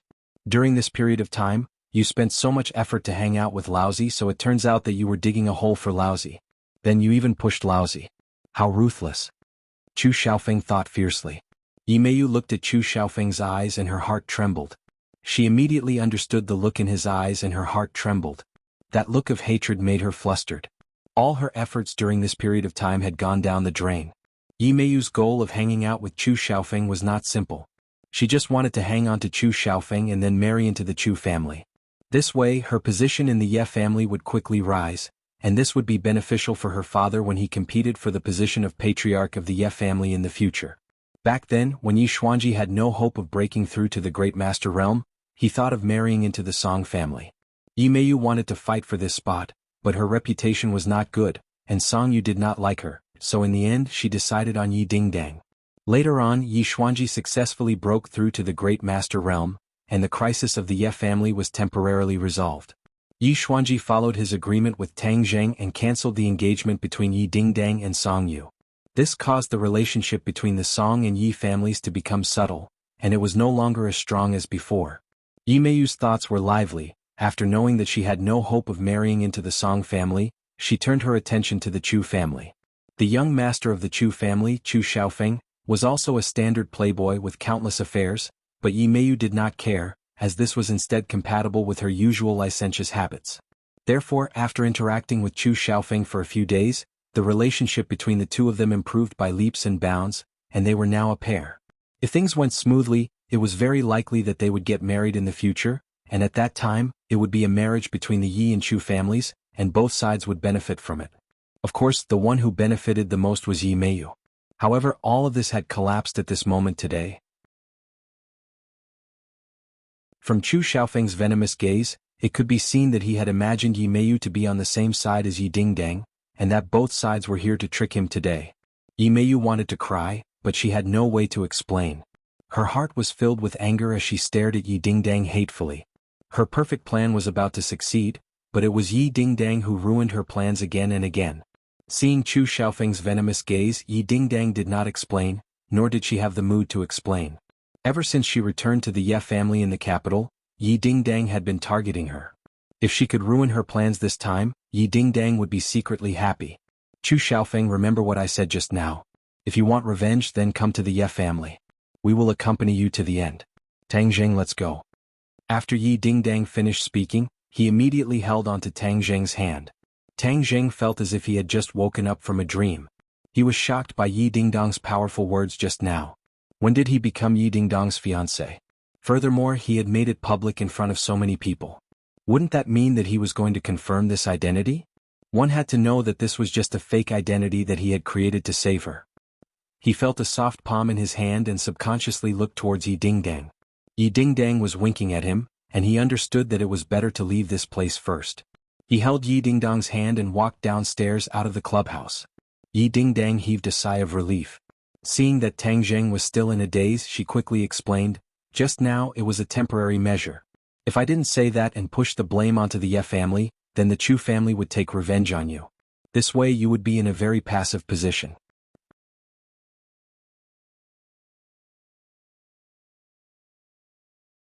Chapter 293. Tang Zheng was very moved by Yi Dingdang's painstaking efforts and said sincerely, "Thank you." Fairy Search, download a novel for free. Yi Dingdang revealed a smile and said, "Let's go to the Ye family now. We must tell them about this matter." Tang Zheng hesitated for a moment, then agreed. Although he was very reluctant to see Yi Xuanji since this matter involved the Ye family, he naturally had to make a trip. The two of them took a car to the Ye family's courtyard house. As soon as they entered, they bumped into a handsome young man walking towards them. Yi Dingdang stopped and greeted, "Big brother." Tang Zheng could not help but size up this person. He had sword-like eyebrows, starry eyes, red lips, and white teeth. He was truly a romantic and elegant young master. This person was the eldest son of the Ye family's third generation, Yi Ku, one of the 4 young masters of the capital. Yi Ku stopped and looked at the two of them. She revealed a smile and said, "Dingdang, who is this?" Although Yi Ku and Yi Meiyu were siblings, there was a world of difference between the two of them. Yi Ku was knowledgeable and had a good reputation, which was completely different from Chu Xiaofeng's hedonistic personality. During the time that Yi Dingdang came to the capital, Yi Ku also took care of her. Yi Dingdang heard and introduced, "This is my friend Tang Zheng." "Oh, you are Tang Zheng?"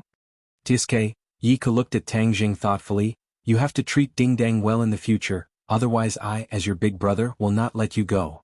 Tang Zheng was stunned for a moment, and suddenly realized that the other party must have known that Tang Zheng and Yi Dingdang were faking it. He could not help but smile in distress. Yi Dingdang's eyes flashed with shyness, but she did not explain and said, "Big brother, I'll go in first, I'll look for you when I have time." "Okay, you can go. Take advantage of the National Day and have fun," Yi Ku said with a smile.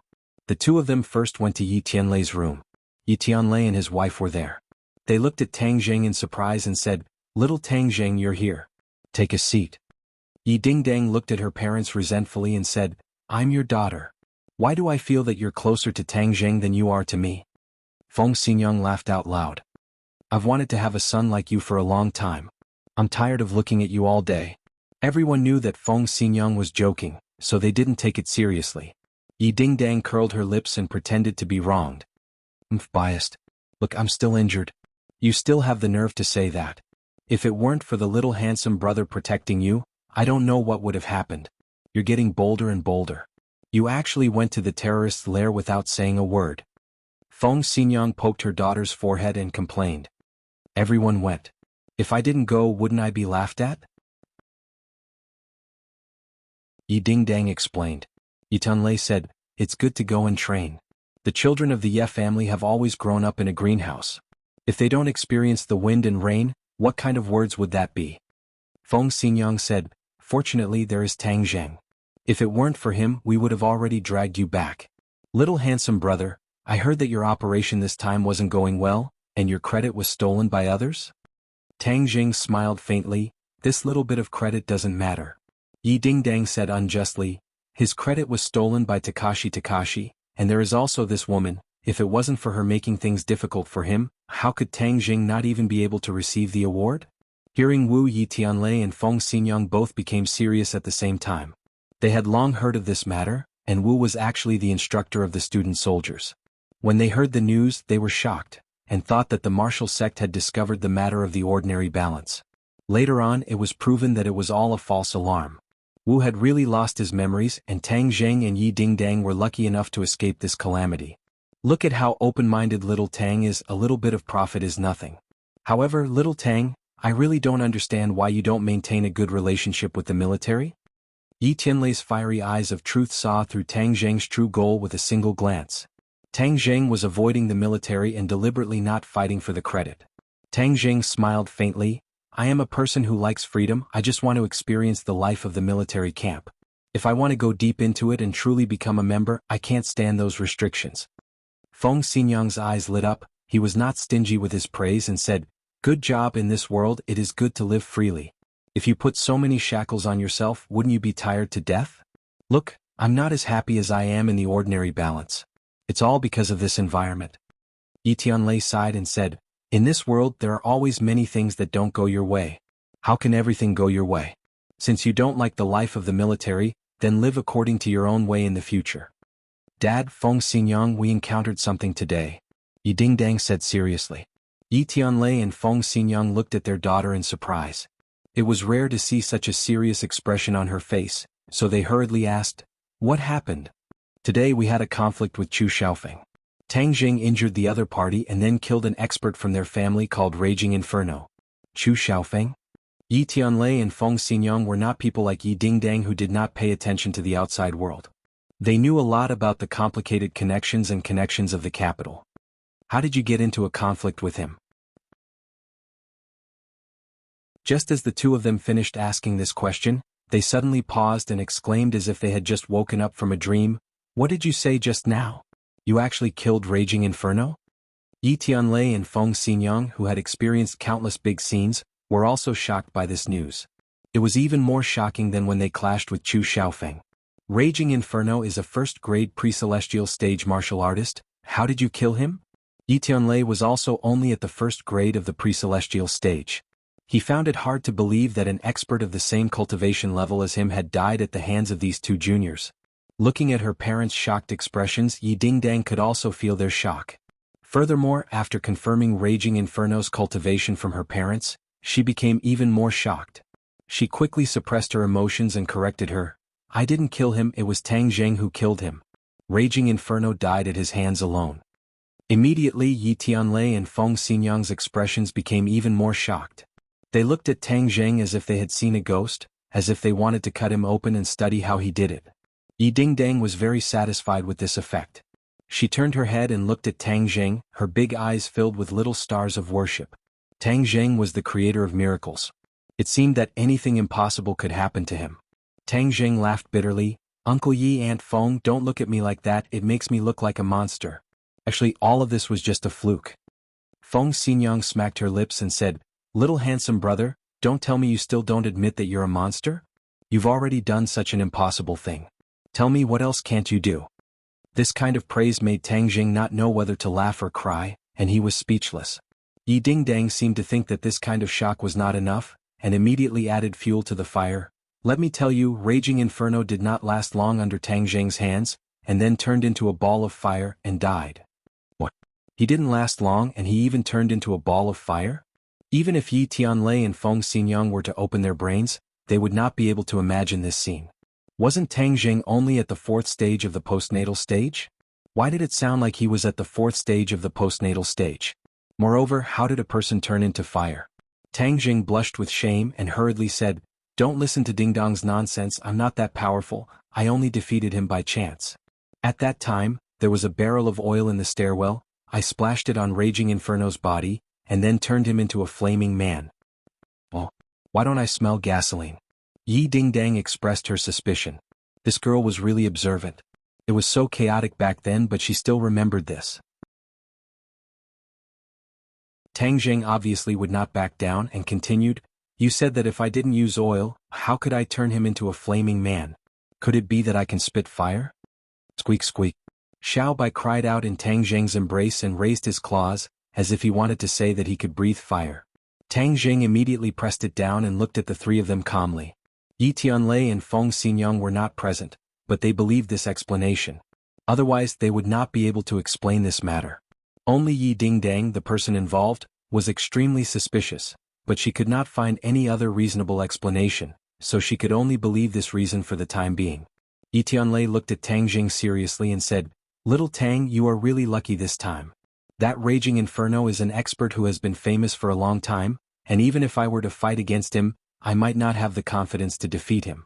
I'm afraid that only your Aunt Feng can easily defeat him, but he died in your hands. I dare say that your name will spread throughout the capital.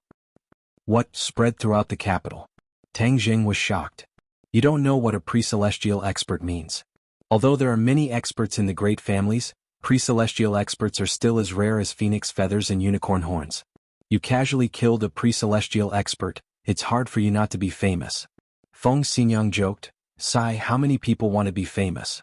I'm afraid that only your method can truly be called earth-shattering, soaring into the sky in one go. Tang Jing didn't know whether to laugh or cry. He had never thought of becoming famous, he had only instinctively resisted. The Raging Inferno wanted to kill him, and if he did not kill the Raging Inferno, then he would have no way to live. Therefore he fought back in order to survive. Yi Dingdong's eyes became brighter and brighter as he clapped his hands and shouted, Good, if you want to be famous, you have to do it as soon as possible. Moreover, killing a pre-celestial expert is such an awe-inspiring thing. Feng Xinyang agreed, There are many crouching tigers and hidden dragons in the capital. Every year, there are many dragons that want to amaze the capital with a single brilliant feat. They want to attract the attention of all parties and strive for glory, splendor, and wealth. You are luckier than them and have accomplished what many of them can only dream of. Yi Tianlei nodded his head and said solemnly, However, becoming famous at a young age is a good thing, but there is also a bad side. After you become famous, you will definitely attract the attention of all parties, and in the future, you will not be able to live a peaceful life. As long as you are not recruited into a large power, there will be countless people looking for you, wanting to take you under their wing. Tang Jing rubbed his nose and laughed self-deprecatingly, Looks like I'm in high demand. What's wrong with being in high demand? This is called being valuable. Other people can't even ask for it even if they want it. Yi Dingdang praised, What, aren't you happy to see you become famous? What's there to be happy about? I actually like to keep a low profile. Tisk, what's the use of keeping a low profile? Moreover, you're so dazzling, it's impossible to keep a low profile even if you want to. Yi Dingdang said with unconcealable excitement.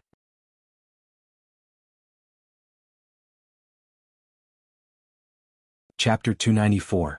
What Tang Jing didn't know was that when he was talking to Yi Tianlei and his wife, his name had spread to the ears of some people in the capital at a terrifying speed. Moreover, it was a fierce name.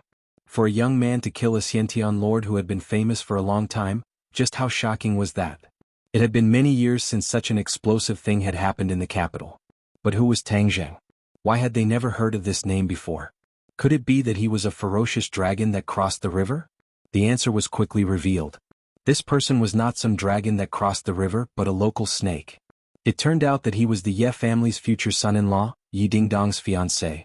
A few months ago, Yi Xuanji failed to break through to the master stage and almost went berserk. This was something that everyone knew. Many people were secretly watching the Ye family. As long as Yi Xuanji died, the Ye family's reputation would definitely plummet.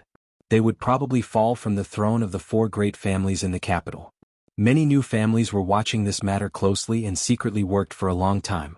As long as Yi Xuanji died, they would work together to pull the Ye family down from their pedestal. But what made everyone surprised was that Yi Xuanji actually survived in the end, and not long after he actually broke through to the master stage. This made the Ye family, which was originally in a precarious situation, regain its vitality. A master stage was enough to support such a large family, making other people not dare to act rashly. Many people were confused by this huge change, but without a doubt Yi Xuanji must have obtained a great opportunity. But what this opportunity was, no one could figure it out. At the same time, some people also noticed that the Ye family originally wanted to marry the Song family. The two family heads had secretly agreed on this matter, but later on, the Ye family actually went back on their word. The girl Yi Dingdang actually had a fiancé. Many people were curious about who this fiancé was, to actually be able to make Yi Xuanji not hesitate to have a conflict with the Song family. But no matter how she investigated, this fiancé was very mysterious. But today this mysterious fiancé finally made a grand appearance. Moreover, this way of entering the stage was truly unexpected, making one want to slap the table in praise. Killing a Xiantian master was an unimaginable matter. One must know that Xiantian masters were as rare as phoenix feathers and unicorn horns in every family. Moreover, they were the most powerful masters in the family. However, they were easily killed by a young man. Just how terrifying was this young man? No one dared to imagine. At this point, many people came to a realization. No wonder Yi Xuanji broke off the engagement with the Song family at all costs. No wonder Song Yu, one of the four young masters of Beijing, had been snatched by someone else. With such a strong competitor, even the four young masters of Beijing could do nothing. Some busybodies even suggested that this son-in-law of the Ye family who came out of nowhere was enough to compare to the so-called four young masters of Beijing. Even the high and mighty Yan Luyun in everyone's hearts was probably not as powerful as Tang Jing. Immediately, it was as if a pot had exploded. Many people wanted to see this Ye family's son-in-law. They wanted to see if he really had 3 heads and 6 arms. How could he be so fierce? Of course, although the matter of Tang Jing killing Raging Inferno was well known, and there were even witnesses, no one went to the police, and it was even more impossible for the police to get involved in this matter. This was a matter between the big families, so the police could cool off to the side. Tang Jing did not know that his name had instantly overshadowed the 4 young masters of Beijing. At this moment he was very vexed. He had always wanted to keep a low profile, and then silently increase his strength to deal with the possible pursuit of the martial sect in the future. But this time his plan was completely disrupted and he was exposed to the spotlight. Yi Tianlei saw through his worry and advised, "Little Tang, it's impossible for you to keep a low profile. People with ability will eventually shine brightly. Furthermore, since Wu has lost his memories, then the martial sect will not come looking for trouble with you for the time being." Tang Jing sighed. It seemed that this was the only way. Dong dong. There was a knock on the door and a voice called out from outside, "Second master, the old man has invited you over." "Alright, we'll go now." Yi Tianlei stood up. "Little Tang, come with us. Since we have sat down on this matter and Ding Dang is also involved, this matter should be handled by the Ye family. Don't worry, if the Chu family wants to take revenge, I will definitely not stand by and watch. Yes, little handsome brother, with us supporting you, you don't have to be afraid. Feng Xingyang guaranteed." Tang Jing glanced at Yi Dingdang and said, "Uncle Yi, Aunt Feng, actually, this matter has already brought the Ye family in. Don't blame Dingdang, she did it all to save me." Yi Tianlei and his wife were shocked. As they walked, they asked about the details of the incident. When they heard Yi Dingdang announce that Tang Jing was her fiancé, Yi Tianlei was shocked.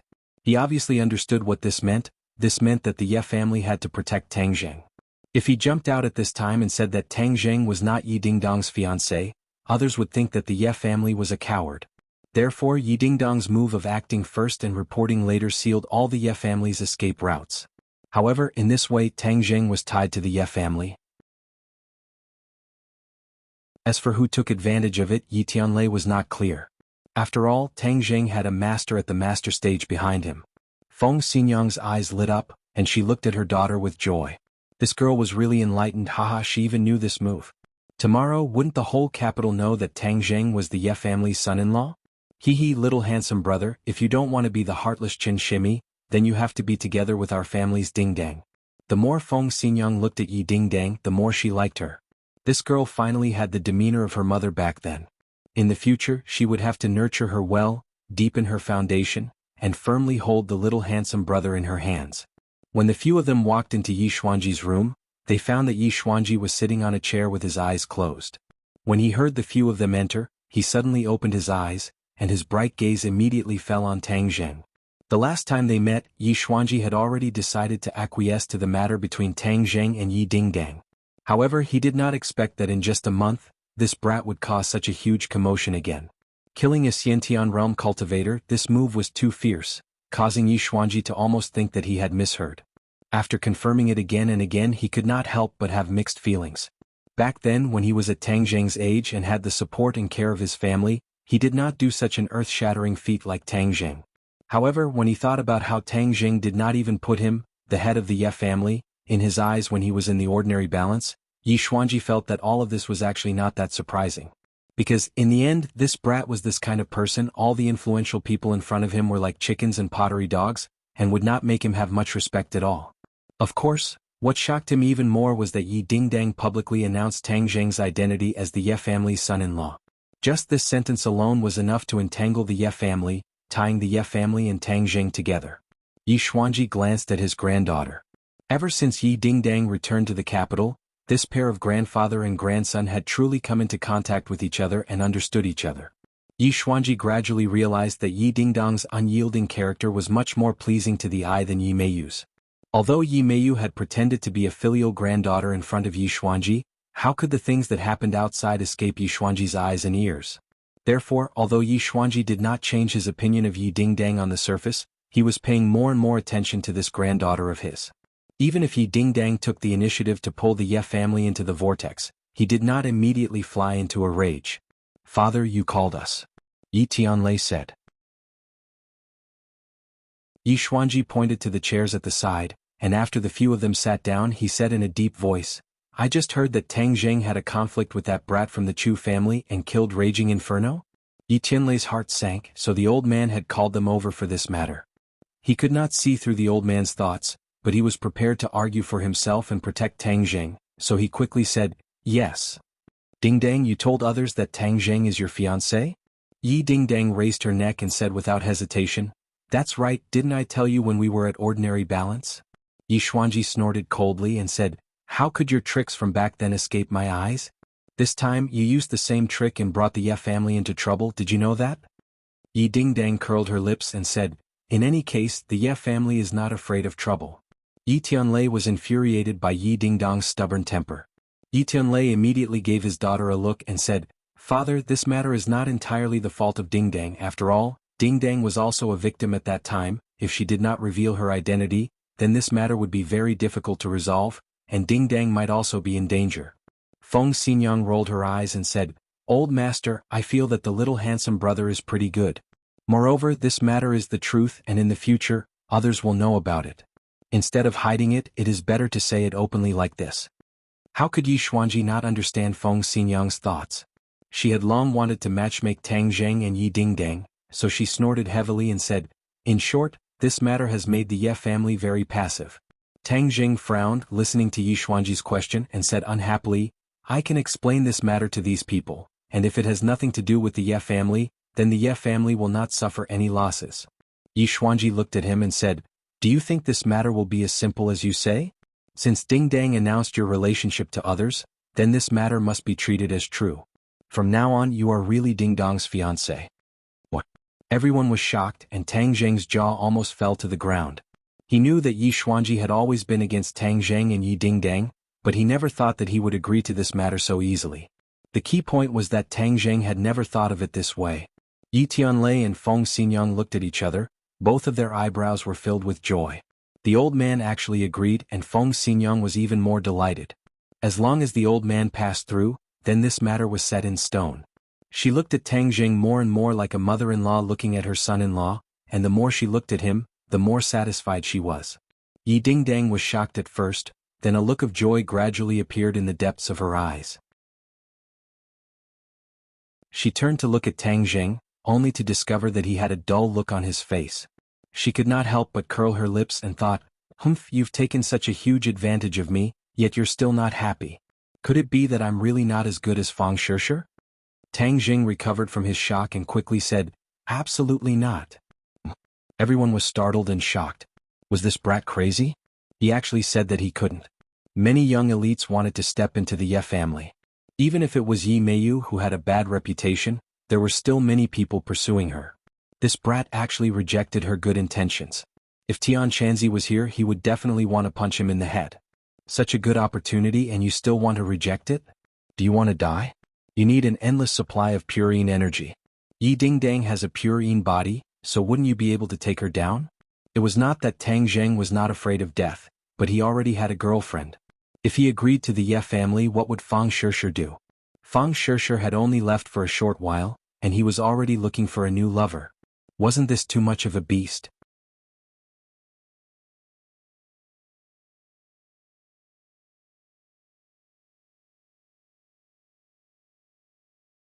Chapter 295. Tang Zheng said matter-of-factly, "I already have a girlfriend." Yi Dingdang bit her lips and said, "Could it be that I'm not as good as Fang Shishir? Which part of me can't compare to her?" "This. You're really good," Tang Zheng said hesitantly. Yi Dingdang's conditions were indeed very good. Not only was she beautiful, her family background was illustrious, and she even had good martial arts skills. She was the princess that many people dreamed of. "Then I'm good, why don't you agree?" Yi Dingdang persistently asked. Tang Zheng was startled for a moment, looking at the trace of sadness in Yi Dingdang's eyes, his heart skipped a beat. This girl seemed to be different, this was not her style. Feng Xinyang looked at her daughter thoughtfully. As a woman, how could she not see through her daughter's thoughts? Unknowingly, Yi Dingdang had actually been moved by Tang Zheng. It seemed that what was originally a fake show had become a real show. Tang Zheng was speechless. Why didn't he agree? He didn't know either, but he had to admit that sometimes he would have improper thoughts about Yi Dingdang, and the two of them had even shared a bed before. However, he still liked Fang Shishir in his heart. After all, the two of them had gone through many hardships together, experienced many things and had a deep relationship with each other. Yi Xuanji frowned as he looked at Tang Zheng and said, "Girls are just friends, we can just split them up.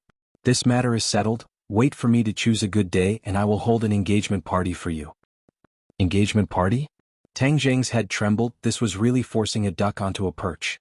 In the past he had only heard of forcefully snatching women, but now he was forcefully snatching men. Tang Zheng still wanted to argue, but was interrupted by someone. A person rushed in and shouted, "Grandfather, not good, Yi Dingdang is in big trouble." His voice suddenly stopped because when the other party saw the people in the room, Yi Meiyu was startled, and her expression became extremely complicated. "Making such a big fuss, where are your manners? What trouble did Dingdang cause?" Yi Xuanji asked in a deep voice. Yi Meiyu glanced at Yi Tianlei and his wife, thinking that they must be here to beg grandfather for forgiveness. Luckily I came back quickly, otherwise they would have fooled me." The relationship that Yi Meiyu had built with great difficulty with Chu Xiaofeng was destroyed. How could she let it go? After thinking about it, she decided to take revenge. The best way to take revenge on Yi Dingdang was to attack Yi Tianlei's position in the Ye family, and in order to do this he had to prick Ye's nerves. As a result, Yi Meiyu impatiently rushed back to report to Yi Xuanji about Yi Dingdang. Although everyone else was present, she was not afraid at all. Instead she said righteously, "Grandfather, Dingdang and Tang Zheng just killed the people from the Chu family and injured Chu Xiaofeng. Furthermore, they even involved the Ye family in this matter." His heart was punishable.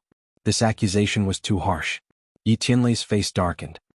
He was very clear that this niece of his was hostile towards his family, but he never thought that her intentions would be so sinister. Yi Tianlei wanted to flare up, but was stopped by Feng Xinyang. The old man had already made his decision on this matter. No matter how eloquent Yi Meiyu was, it was useless. On the contrary, the more powerful she was, the deeper the hole she dug for herself.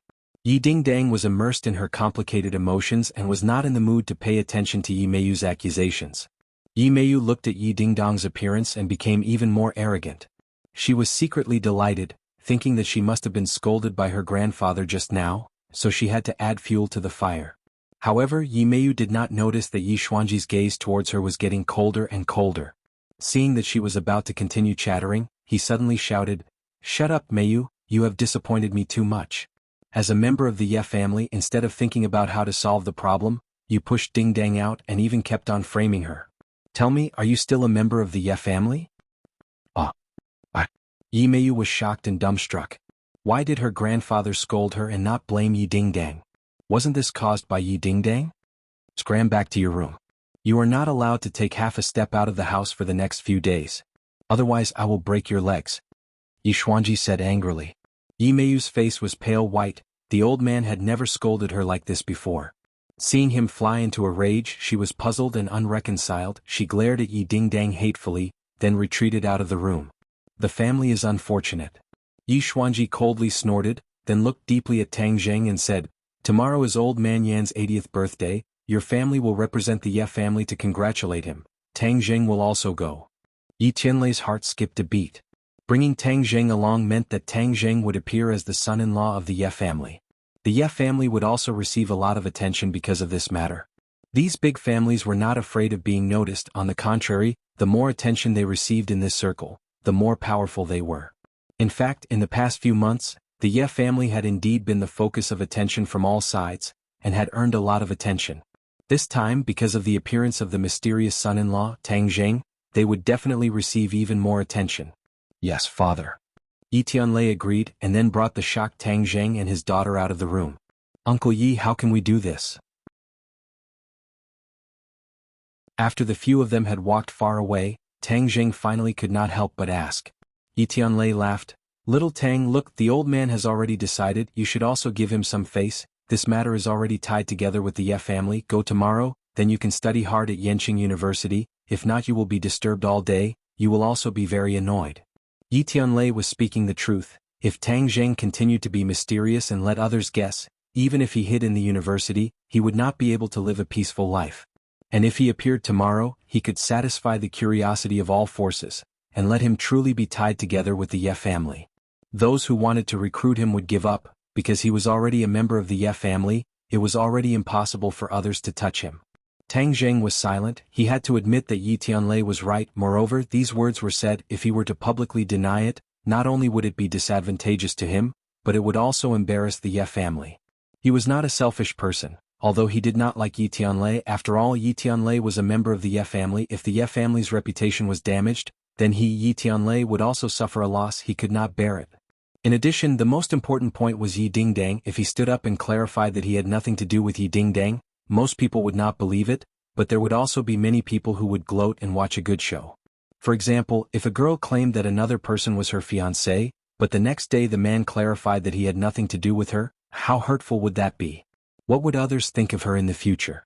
Tang Jing glanced at Yi Dingdang, who did not say a word, and thought to himself, it seems that this matter can only be delayed. Wait for a bit more time, wait for people to gradually forget, then naturally no one will pay attention to him and Yi Dingdang.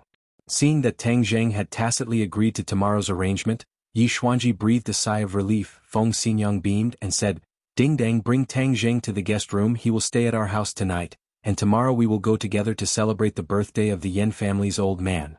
Yi Dingdang nodded and brought Tang Zheng to the guest room.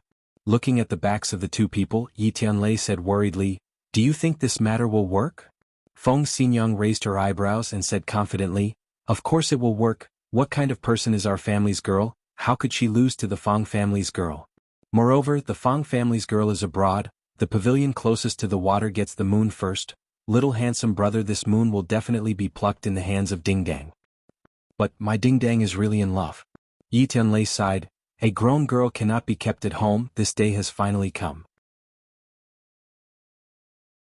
Feng Xinyang chuckled and said, can't bear to part with your daughter? This day will come sooner or later. What are you sighing for? Moreover, it's good that your daughter is in love. It's not like you don't know our family's girl's character. If you don't like her, even if you put a knife to her neck, she won't do it, but if she really likes you, then she will definitely chase you. This is similar to me, daring to love and daring to hate as expected of my Feng Xinyang's daughter. Feng Xinyang indeed understood her daughter very well. After Yi Dingdang and Tang Jing came to the guest room, she stared straight at Tang Jing and said resolutely, Tang Jing, let me tell you, no matter what you think in your heart, I will tell you now what I think. From this moment on, I solemnly announce to you that I want to chase you. What, you want to chase me? Tang Jing was forced into a corner by Yi Dingdang and looked at her in shock. Yes, I don't know when it started, but I've already fallen in love with you. If I like something, I will definitely not let go. I will snatch it away. Yi Dingdang gritted her teeth and said. Tang Jing didn't know whether to laugh or cry. Am I that charming? Didn't you hate me in the past? That was in the past. The past doesn't count. Besides, I still have a bet with you. I feel that my cultivation can't surpass yours, so I have no choice but to marry you in this life. Otherwise, I will never marry. Looking at her aggressive gaze, Tang Jing felt a lot of pressure. Even when he was facing the raging inferno, he did not feel this much pressure. He could not help but feel a headache coming on, not knowing what to do. I don't need you to answer me now. In short, I will definitely catch up to you in these 4 years of university. If you take a step back, I will take 2 steps forward. I don't believe that I, Yi Dingdang, won't be able to catch up to the person I like. Yi Dingdang's face was filled with determination. In fact, if she did not go through this incident, she would have chosen a gradual and silent method. However, Tang Jing had rejected her in front of her entire family, completely remembering her competitive nature.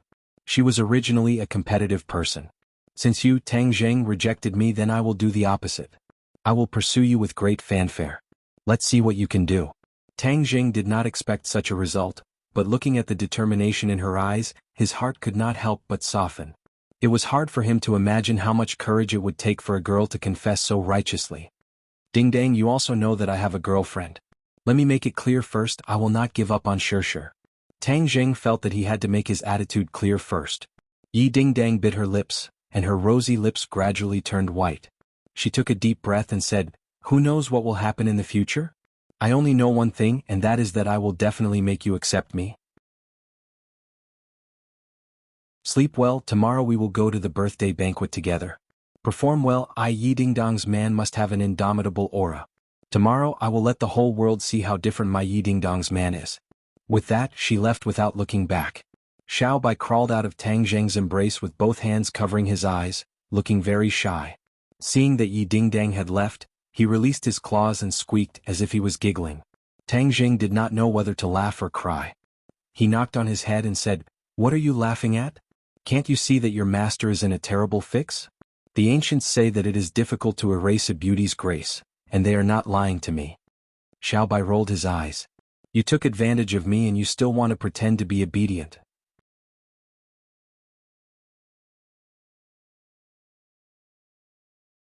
Chapter 296. The next day, Tang Jing wore a tailored suit and stood in front of the Ye family. Feng Xinyang specially asked someone to tailor the suit for him. Feng Xinyang looked him up and down and clicked her tongue in praise. Not bad, you are indeed becoming more and more handsome. When you stand together with our family's Dingdang, you are a perfect match. After Yi Dingdang declared her pursuit to Tang Jing, she became natural and unrestrained, without the slightest bit of the affectation of a little girl. Hearing her mother's praise, she nodded in agreement. Not bad indeed, much more handsome than usual. Beauty is in the eye of the beholder, and of course, Panin is also in the eye of the beholder. Now Yi Dingdang was looking at Tang Jing more and more pleasing to the eye. Tang Jing felt a little happy in his heart. Even though he did not sleep well last night because of Yi Dingdang's meddling, he was still full of energy with the divine technique protecting his body. Let's go, Yi Tianlei said. The few of them sat in a long luxury car with a special driver, and then went straight to the destination of today's banquet, Longxiang Mountain. This was a small mountain in the suburbs of Beijing. It was not very big and was not open to the public. It was the private place of the Yan family. The autumn air was cool, the dust was dyed, and the mountain was covered in red. The luxury car drove on the wide mountain road, giving people a feeling of strolling children. Beautiful. At the end of the mountain road was a big iron gate. The iron gate was carved with exquisite patterns, like a work of art. On both sides of the iron gate were two huge stone lions, tall and mighty, showing the imposing manner of this family. Tang Jing could not help but sigh. This was the real feeling of a family, making people feel awe. On both sides of the gate, there were two rows of people welcoming the guests. One row of men with an imposing appearance and the other row of women with a beautiful appearance. If Yi Tianlei had not introduced them as servants, Tang Jing would have thought that they were the young master and daughter of the Yin family. Tang Jing was secretly shocked. The background of this kind of big family was really incomparable. There were so many people who became rich overnight, but they were only the nouveau riche. Compared to this kind of big family with 100 years of history, it was like the difference between a firefly and the sun. Compared to the Yin family, the Ye family seemed to be dwarfed.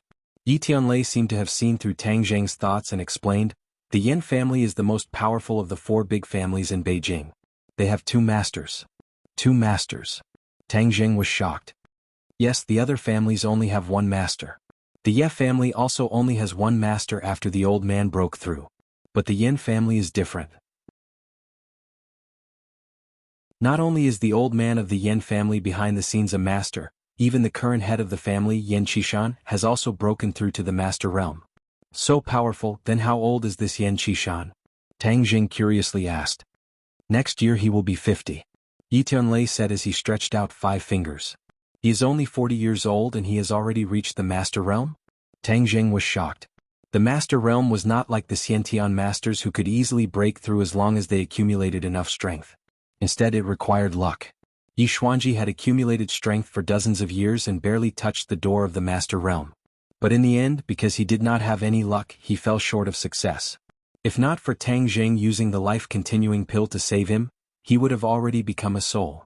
Yi Tianlei helplessly smiled bitterly and said, "Yes, it is unimaginable, but Yin Qishan did it. Like father, like son. His son Yin Luyun is the head of the 4 young masters of Beijing. He is only 20 years old, but he has already touched the door of the Xiantian realm." Xiantian realm. Tang Jing's head moved and he could not help but think of Wu. She was from the martial organization and was only 20 years old, but she had already reached the Xiantian realm. So compared to her, Yin Luyun was slightly inferior. What he did not know was that Yin Luyun was not like Wu, who did not have anything to do every day. The only thing he did was to cultivate. Yin Luyun was in such a large family. He had many businesses to manage and many social events. Since he was young, he did not have much time to cultivate. But he had already reached the Xiantian realm. This was enough to show how high his martial arts talent was. Today you will definitely see Yin Luyun. You are all young people, so you should interact with him more. Yi Tianlei warned. Yes, Uncle Yi. I will act according to the circumstances. Tang Jing replied in a deep voice. Don't be so rigid. Yin Luyun only has 2 eyes and 1 mouth. There is nothing strange about it. Yi Dingdang curled her lips and said disapprovingly. Feng Xinyang advised, Dingdang, in the past you were outstanding in the ordinary balance. But in the capital there are many crouching tigers and hidden dragons. Your ability is not that great. If you do not work harder in the future, you will be left behind even further. I have the Jade Women's Heart Sutra, so I am not worried. I believe that I will definitely be able to catch up to him. Yi Dingdang waved her fist and said confidently. Feng Xinyang praised, You are truly worthy of being my Feng Xinyang's daughter. You should have this kind of drive. Moreover, I believe that Tang Jing will definitely surpass Yin Luyun in the future. Yi Dingdang did not forget to add.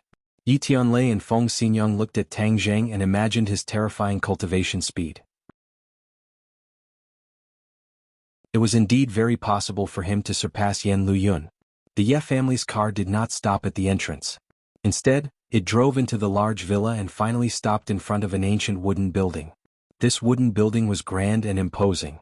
It had already been there for many years. There were many people standing in front of the building. Tang Jing immediately saw 2 people among them. These 2 people had similar eyebrows. They both had sword-like eyebrows and starry eyes. They looked very talented. However, one was a mature middle-aged man and the other was a 20-year-old youth. Those 2 are Yin Qishan and Yin Luyun? Tang Jing asked curiously. It is this pair of father and son. Yi Tianlei lightly said. Then the driver ran out of the car and opened the door. The 4 of them got out of the car. The beautiful scenery in front of them entered their eyes. This villa was a combination of the mountain and the manor. It was definitely the work of a master architect. However, this grand and imposing villa was not as attractive as this pair of father and son in front of them. Yan Qishan laughed loudly. He quickly walked towards Yi Tianlei and said, Tianlei, it has been many years since we last met. The two of them shook hands, appearing very intimate. Yi Tianlei also laughed. Yes, Qishan, it has been almost 20 years since we last met. Time passes so quickly. However, back then I believed that you would definitely return. Because, in the end, you still belong to the capital. Yan Qishan's voice became deep as he spoke from the bottom of his heart. Yi Tianlei was a bit emotional. He said, thank you. Back then these two were very close. However, after Yi Tianlei was banished to ordinary balance by the Ye family, their relationship gradually weakened. Now that they met with old friends, they naturally felt very close. In the blink of an eye, so many years have passed. We are all old. Now it is the world of the young. This is my family's kid. When you left back then he was just starting to walk. Yan Qishan patted Yan Liuyun's shoulder and introduced him. Yi Tianlei looked at Yan Liuyun with a smile. He said, you really are a talent. The little mischievous boy from back then has already grown up. Uncle Yi, in the future I will have to ask you to give your nephew a few pointers. Yan Liuyun said humbly. Yi Tianlei shook his head and said, Lian, I do not dare to give you pointers. In these years your reputation has become more and more famous. Everyone has seen it. Even I, as your uncle, am ashamed of my inferiority. Uncle Yi is too kind. Your nephew still has many areas that require Uncle Ye's pointers. This must be Ding Dang. She's already so old. I heard that she is now studying at Yenqing University. Yan Qishan's gaze landed on Yi Ding Dang. Feng Xinyang, Ding Dang has inherited your beauty. In a few years she will definitely become the most beautiful girl in the capital. Feng Xinyang smiled faintly. Qishan, you flatter me. This girl is very mischievous. She always causes trouble for me. It is a good thing that young people are energetic. If they were as dull as us old fellows, then life would be truly boring. Yan Qishan said. Yan Liuyun also looked at Yi Ding Dang. He did not hide the admiration in his eyes. However, his eyes were filled with pure admiration and praise. There were no messy desires. Ding Dang is also studying at Yenqing University? Then I can be considered your senior. I graduated from Yenqing University 5 years ago. Yan Liuyun said with a smile. Yi Ding Dang obediently opened her eyes wide. She said in surprise, Senior must have dominated Yenqing University back then. I was young and impetuous. I was just fooling around. This is. In the end, Yan Qishan placed his attention on Tang Zheng. If it was not for the fact that he was dressed differently, others would have thought that he was a follower of the Ye family. The main reason was that his aura was too ordinary. He did not have the valiant and domineering aura. He was so ordinary that it was easy for people to overlook his existence. This was done on purpose by Tang Zheng. Today there were many experts gathered. It was better to keep a low profile. Moreover, others could not see through his cultivation. He really was like an ordinary person. This is Ding Dong's fiancé Tang Zheng. Yi Tianlei introduced. Since this time Tang Zheng appeared as Yi Ding Dong's fiancé, of course he would not hide anything. Instead he introduced him generously. Oh, it's you. The father and son of the Yan family were both a little surprised. They couldn't help but size up Tang Zheng carefully. Yan Qishan was extremely shocked and thought to himself, I actually can't see through his cultivation, he must have some secret technique to intentionally hide it. He killed the Chu family's raging inferno yesterday, so he is at least a pre-celestial stage expert. Tisk, interesting, the Ye family actually found such a powerful son-in-law. Yan Liuyun's shock was no less than his father's. After he heard about the death of the raging inferno yesterday, he was both surprised and suspicious. He was only at the 9th stage of the post-celestial stage, and could already be considered the most powerful person in the younger generation of the various large families in the capital. However, an even more monstrous person suddenly appeared, causing him to be unable to help but look at him in a different light. Tianlei, you've really found a good son-in-law. In just a day his name has already spread throughout the capital. Who knows how many people are asking about him? Yan Qishan sighed. Yi Tianlei said in a deep voice, this time we really had no choice. If it wasn't for that brat from the Yan family forcing us, little Tang wouldn't have killed Raging Inferno. So what if he's killed? What's there to be surprised about?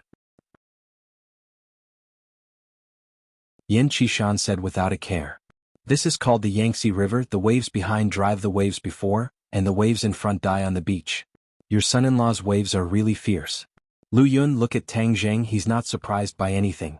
This is the true demeanor. Learn more from him in the future. Yan Luyun was not angry at his father's words in the slightest. Instead, he looked convinced and nodded. Father is right, Tang Zheng. In the future, we will all be in the capital. Please give us more advice. Tang Zheng had been observing this father and son pair the entire time. From their words and actions, he could tell that they were really well educated and could not find a single flaw in them. After hearing Yan Luyun's humble words, he said without batting an eyelid, "The two of you are too kind. I was just lucky by chance. I am far from being able to compare to young Master Yan. Calling me young Master Yan is too distant. I'm a few years older than you. If you don't mind, calling me Big Brother Yan is what I like to hear the most."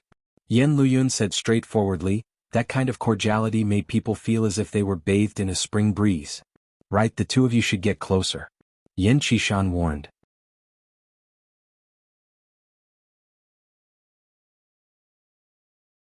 Chapter 297. After exchanging greetings for a while, Tang Zheng addressed him as Big Brother Yan. One had to know that this form of address was enough to make many people envious, because this meant that Tang Zheng had entered the eyes of the Yan family. For someone who had just arrived in the capital, this was very difficult to come by. Yan Luyun accompanied the few people into the wooden building. There were already many guests inside. Not only were there business people here, but there were also people from the political world. Tang Zheng saw a few big shots who often appeared on TV. Obviously, the level of this circle was beyond the imagination of ordinary people. However, Tang Zheng's state of mind was very calm. There was not the slightest ripple. No matter how much money or power the other party had, to him, there was not much difference between them and a passerby. Yan Luyun had been observing Tang Zheng.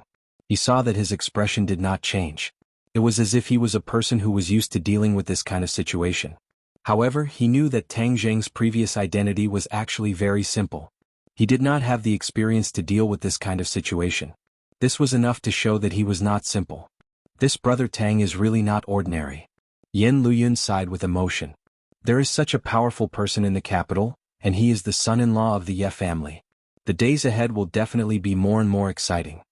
When the others saw Yan Luyun personally accompanying the few people into the building, they were very surprised. Many people who did not know Yi Tianlei guessed who they were. They actually had the Yan family's young master personally accompany them. After all, Yi Tianlei had been away from the capital for too many years. Although he had appeared in a few occasions in the past few months, it did not mean that everyone knew him. Everyone whispered. After a while, they figured out Yi Tianlei's identity. Suddenly, they realized that the Ye family had arrived. But when they thought of the rumors from back then, everyone's thoughts started to turn. Although it seemed that Yi Tianlei and Yan Qishan were having a good chat and were very close friends when they were young, the Yan and Yi families were not as friendly and harmonious as they seemed on the surface. The Yan family was powerful, and their development in the past few years was even more rapid. On the other hand, the Ye family was gradually going downhill. If Yi Xuanji did not break through to the master level, then the Yan family would definitely not let go of the Ye family, this fat piece of meat. Because if this piece of meat was given to another family, that family's strength would increase greatly, and it would threaten the Yan family's ruling position. This was also the reason why Yi Xuanji did not hesitate to ally with the Song family through marriage. It was to resist the possible actions of the Yan family. However, this time Yi Xuanji had mysteriously reached the master level, so the Yan family's strategy to deal with the Ye family had changed. This time it was the Yan family's grandfather's birthday. The Yan family even personally sent an invitation to the Ye family. Yi Xuanji understood the reason very well. The Yan family wanted to use this birthday to ease the conflict between them and the Ye family. Yi Xuanji did not object, and even sent Yi Tianlei to personally attend. This already explained his intentions. The two families were still in a competitive relationship, but because of Yi Xuanji's breakthrough, it was no longer a life and death situation, but a delicate balance. Those who were observant naturally figured out the intention of this, and could not help but think in their hearts. If the conflict between the Ye family and the Yan family was eased, then their relationship with the Song family would definitely become tense. And where would the Chu family, who had always been on good terms with the Yan family, go? In fact, the Chu family's strength was on par with the Ye family. In the past, it was because of their close relationship with the Yan family that no one could shake the Chu family's position. This time, the Ye family's performance was so eye-catching, and the Ye family's son-in-law even killed a Xiantian master of the Chu family. How would the Ye family and the Chu family end? Everyone looked like they were waiting to watch a good show, especially many of their gazes landed on Tang Zheng. Because Tang Zheng's identity was already obvious, Everyone was sizing up this future son-in-law of the Ye family. Where did this kid come from? How could he be so ridiculously powerful? Yi Tianlei did not stay idle either. He brought the Ye family and introduced them to a few people who were on good terms with the Ye family. Tang Zheng undoubtedly became the focus of attention. Seeing that he handled things with ease and was neither servile nor overbearing, everyone secretly nodded. The son-in-law chosen by the Ye family was really a dragon among men. It was really strange that they had never heard of him before. After a while, a few more people came in through the door. Everyone hurriedly looked over and greeted them. Yan Luyun also quickly stepped forward to welcome them. "Uncle Song, please come in." The people who came in were from the Song family of the four great families. Two of them happened to be acquaintances of Tang Zheng, Song Yu and Qin Lao. Yi Tianlei also saw the people of the Song family. He walked over to them unhurriedly. Although there was a rift between the Song family and the Yi family because of the marriage, they were still relatively close on the surface. "Han Jun," Yi Tianlei called out loudly. The leader of the Song family, Song Yu's father, Song Han Jun, replied to Yi Tianlei, "Tianlei, you came earlier than me." This sentence had a deep meaning. It seemed to be saying that the Ye family was preparing to get closer to the Yan family. Yi Tianlei heard the implied meaning, but did not directly respond. Instead he smiled and said, "The air in the city is not good. The Longxiang mountain is high and the air is fresh, so I came out early to breathe in the fresh air." Song Hanjun smiled meaningfully. His gaze fell on Tang Zheng and said, "Presumably this is the son-in-law you chose? He is really a talent." This sentence was obviously sarcastic. No matter how Tang Zheng dressed up in terms of appearance, he was indeed not Song Yu's opponent. The Ye family chose Tang Zheng and gave up Song Yu. How could Song Hanjun not be angry about this? Perhaps he was one of the people present who hated Tang Zheng the most. However, as an elder, if he were to target a younger generation, then he would appear to be too inferior. Hanjun has discerning eyes. This is indeed Ding Dong's fiancé. Yi Tianlei acted as if he did not hear the ridicule and said naturally and generously. Feng Xinyang's eyebrows jumped, but he did not act out. Tang Zheng was indeed the calmest. He would not be affected by the other's words. Suddenly, a soft little hand appeared in his hand. Yi Dingdang actually held his hand as if announcing their relationship to Song Yu. Song Yu looked at the two's tightly clasped hands and said meaningfully, "Tang Zheng, when I first saw you at Ordinary Balance's residence, I knew you were not an ordinary person. You really gave me a big surprise." When he was at Ordinary Balance, Song Yu could be sure that Yi Dingdang and Tang Zheng's so-called relationship was just to deal with him. There was actually not much of a real relationship between the two. However, it was different now. Since the Ye family had announced it, then even if there was no relationship between the two, there would still be a relationship. Therefore Song Yu was really defeated by Tang Zheng. In fact, from the beginning, Song Yu did not have strong feelings for Yi Dingdang. He knew that his marriage would definitely be arranged by his family since he was young, so he did not reject the marriage with Yi Dingdang. After he met Yi Dingdang, unknowingly he actually began to admire and like her. After he left Ordinary Balance, this feeling was abnormally strong. However, Yi Xuanji later cancelled the engagement, which made him draw water with a bamboo basket. This shattered his beautiful dream. In fact, if it was not for the Ye family announcing Tang Zheng's identity, Song Yu would not have much hostility towards Tang Zheng. After all, Song Yu could be sure that the relationship between the two was just a joke when he was at Ordinary Balance. However, this time it was real, which meant that he was defeated by Tang Zheng. This made him, the young master of the Song family, shocked and angry. In the past few days he had already heard a lot of rumors. After all, Song Yu was defeated by an unknown Tang Zheng. This kind of thing was too worth gossiping about. Some of the playboys who did not have a good relationship with Song Yu were even fanning the flames to ridicule him, making Song Yu hold back a burst of anger in his heart. He could not help but regret. When he was at Ordinary Balance, Qin Lao had proposed to deal with Tang Zheng, but he had rejected it. He thought that Tang Zheng was insignificant, and had even thought of taking Tang Zheng under his wing, so he showed goodwill in Ordinary Balance's courtyard. He never thought that things would turn out like this. Perhaps if time went back he would have made a different decision. Song Yu's heart flashed with many complicated thoughts, but his expression did not change. Instead he looked at Tang Zheng with a faint smile. Tang Zheng calmly said, "I still have to thank young Master Song for choosing the jade for me." "It's nothing. Do you know what I like the most? I like to see a piece of unpolished jade shine with extraordinary splendor after being carved. In this world, unpolished jade is extremely rare, and those that can shine with extraordinary splendor are even rarer. But in the end, those that can truly withstand the test of time and wind and frost are few and far between. Those so-called unpolished jade that disappear in the long river of history only have an instant of youthful splendor before being forgotten. Song Yu lightly said. But these words were too meaningful. Everyone here was smart, so they immediately understood the meaning behind these words. It seemed that the father and son of the Song family liked this kind of thing. Tang Jing faintly smiled. Of course he understood that the so-called unpolished jade was him. Song Yu was saying that this piece of unpolished jade, would be thrown into the smelly ditch of history. Only Song Yu would leave his name in history. Tang Jing originally had a good impression of Song Yu, but after hearing these words the good impression disappeared. He said, "Young Master Song's words are very true, but I have always thought that jade is too delicate and can't withstand the wind and rain. But no matter the wind and rain, a stone can stand without falling. So I like stone more. In fact, I am also like a stone." Tang Jing's counterattack was very simple. It made everyone's eyes light up, but it made Song Yu immediately frown. It also made Song Hanjuan's eyes reveal a murderous intent. In particular, Qin Lao's eyes turned cold, like a sharp sword light shooting out. If it wasn't for the fact that this was the Yan family, he would have already made a move. When Qin Lao saw Tang Jing's heaven-flying immortal swordsmanship in ordinary balance, he was shocked. He guessed that there must be a swordsman master behind Tang Jing. This master could even be compared to the sword god, so he was worried that such an expert would be disadvantageous to Song Yu, so he left ordinary balance with Song Yu that night. Later on, he had searched everywhere to see if there was such a swordsman master, but he didn't find any clues at all. Moreover, there was no doubt that Tang Jing was not the successor of the sword god, so his origin was especially mysterious. Originally he thought that he wouldn't have any contact with Tang Jing, but this time, Tang Jing actually came to Beijing and humiliated Song Yu in front of everyone in Beijing. This made Qin Lao very angry.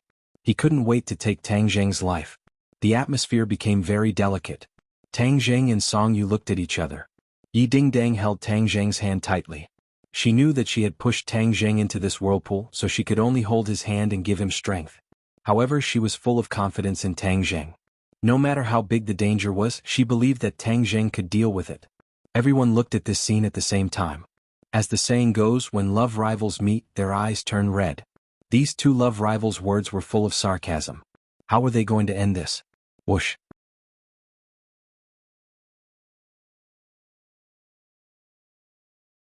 Chapter 298. This palm was out of everyone's expectations. No one would have thought that there would be someone who would dare to make a move in the Yan family. One had to know that this was the birthday of the Yan family's old man. Therefore, when the palm arrived in front of Tang Jing, the others finally reacted. However, Tang Jing's reaction was very fast. Although he was in the Yan family, he still maintained sufficient vigilance. Thus, he quickly extended his palm, channeled all of his innate qi into his palm, and fiercely swung it out. Bang! A thunderous sound rang out as Tang Jing was sent flying backwards. Luckily, Yi Tianlei's reaction was not slow as he quickly blocked Tang Jing's back. Both of his palms pressed against Tang Jing's back, stopping him from retreating. A trace of blood flowed out from the corner of Tang Jing's mouth, and pain flashed across his eyes.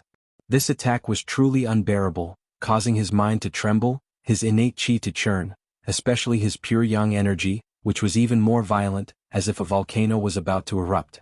He furiously looked at the person who had launched the sneak attack. It was a middle-aged man with thick eyebrows and big eyes. He looked dignified without being angry, and it was obvious that he had an extraordinary status. In her eyes, Feng Xinyang was plain and unremarkable, as if she was born with this knowledge. Many things that ordinary people thought were complicated were very simple in her eyes. She was a genius, but this genius found that she could not understand Tang Jing at all. This was 10 times, something that would never happen to other people. Even if her father had a high position, she could still see through him. This meant that Tang Jing was even more mysterious than Yan Padian. In fact, it was precisely because she was too smart that she had seen through this world that she felt that this world was boring. That was why she had resolutely decided to become a monk. Hearing Yan Potion's advice, Tang Jing's expression did not change much and said calmly, "Thank you for Elder Yan's good intentions, but I have already made up my mind and will not change it." The King of Medicine shook his head and laughed bitterly. "Little friend Tang Jing and I do not have the fate of being master and disciple, but to be able to meet you in this life and see some miracles that I have never thought of, I have no regrets in this life. Miracle? What miracle? Everyone was very curious, but if the king of medicine did not say anything, no one would ask. Even though Yen Padian had a stomach full of questions, he did not ask. Yi Tianlei's family looked at each other. Of course they knew that miracle. It was the miracle created by the life-continuing pill.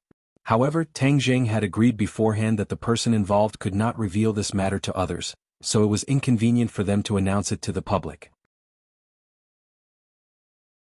However, without a doubt, due to the appearance of the Medicine King, the mysterious halo around Tang Zheng's body had increased by a few points.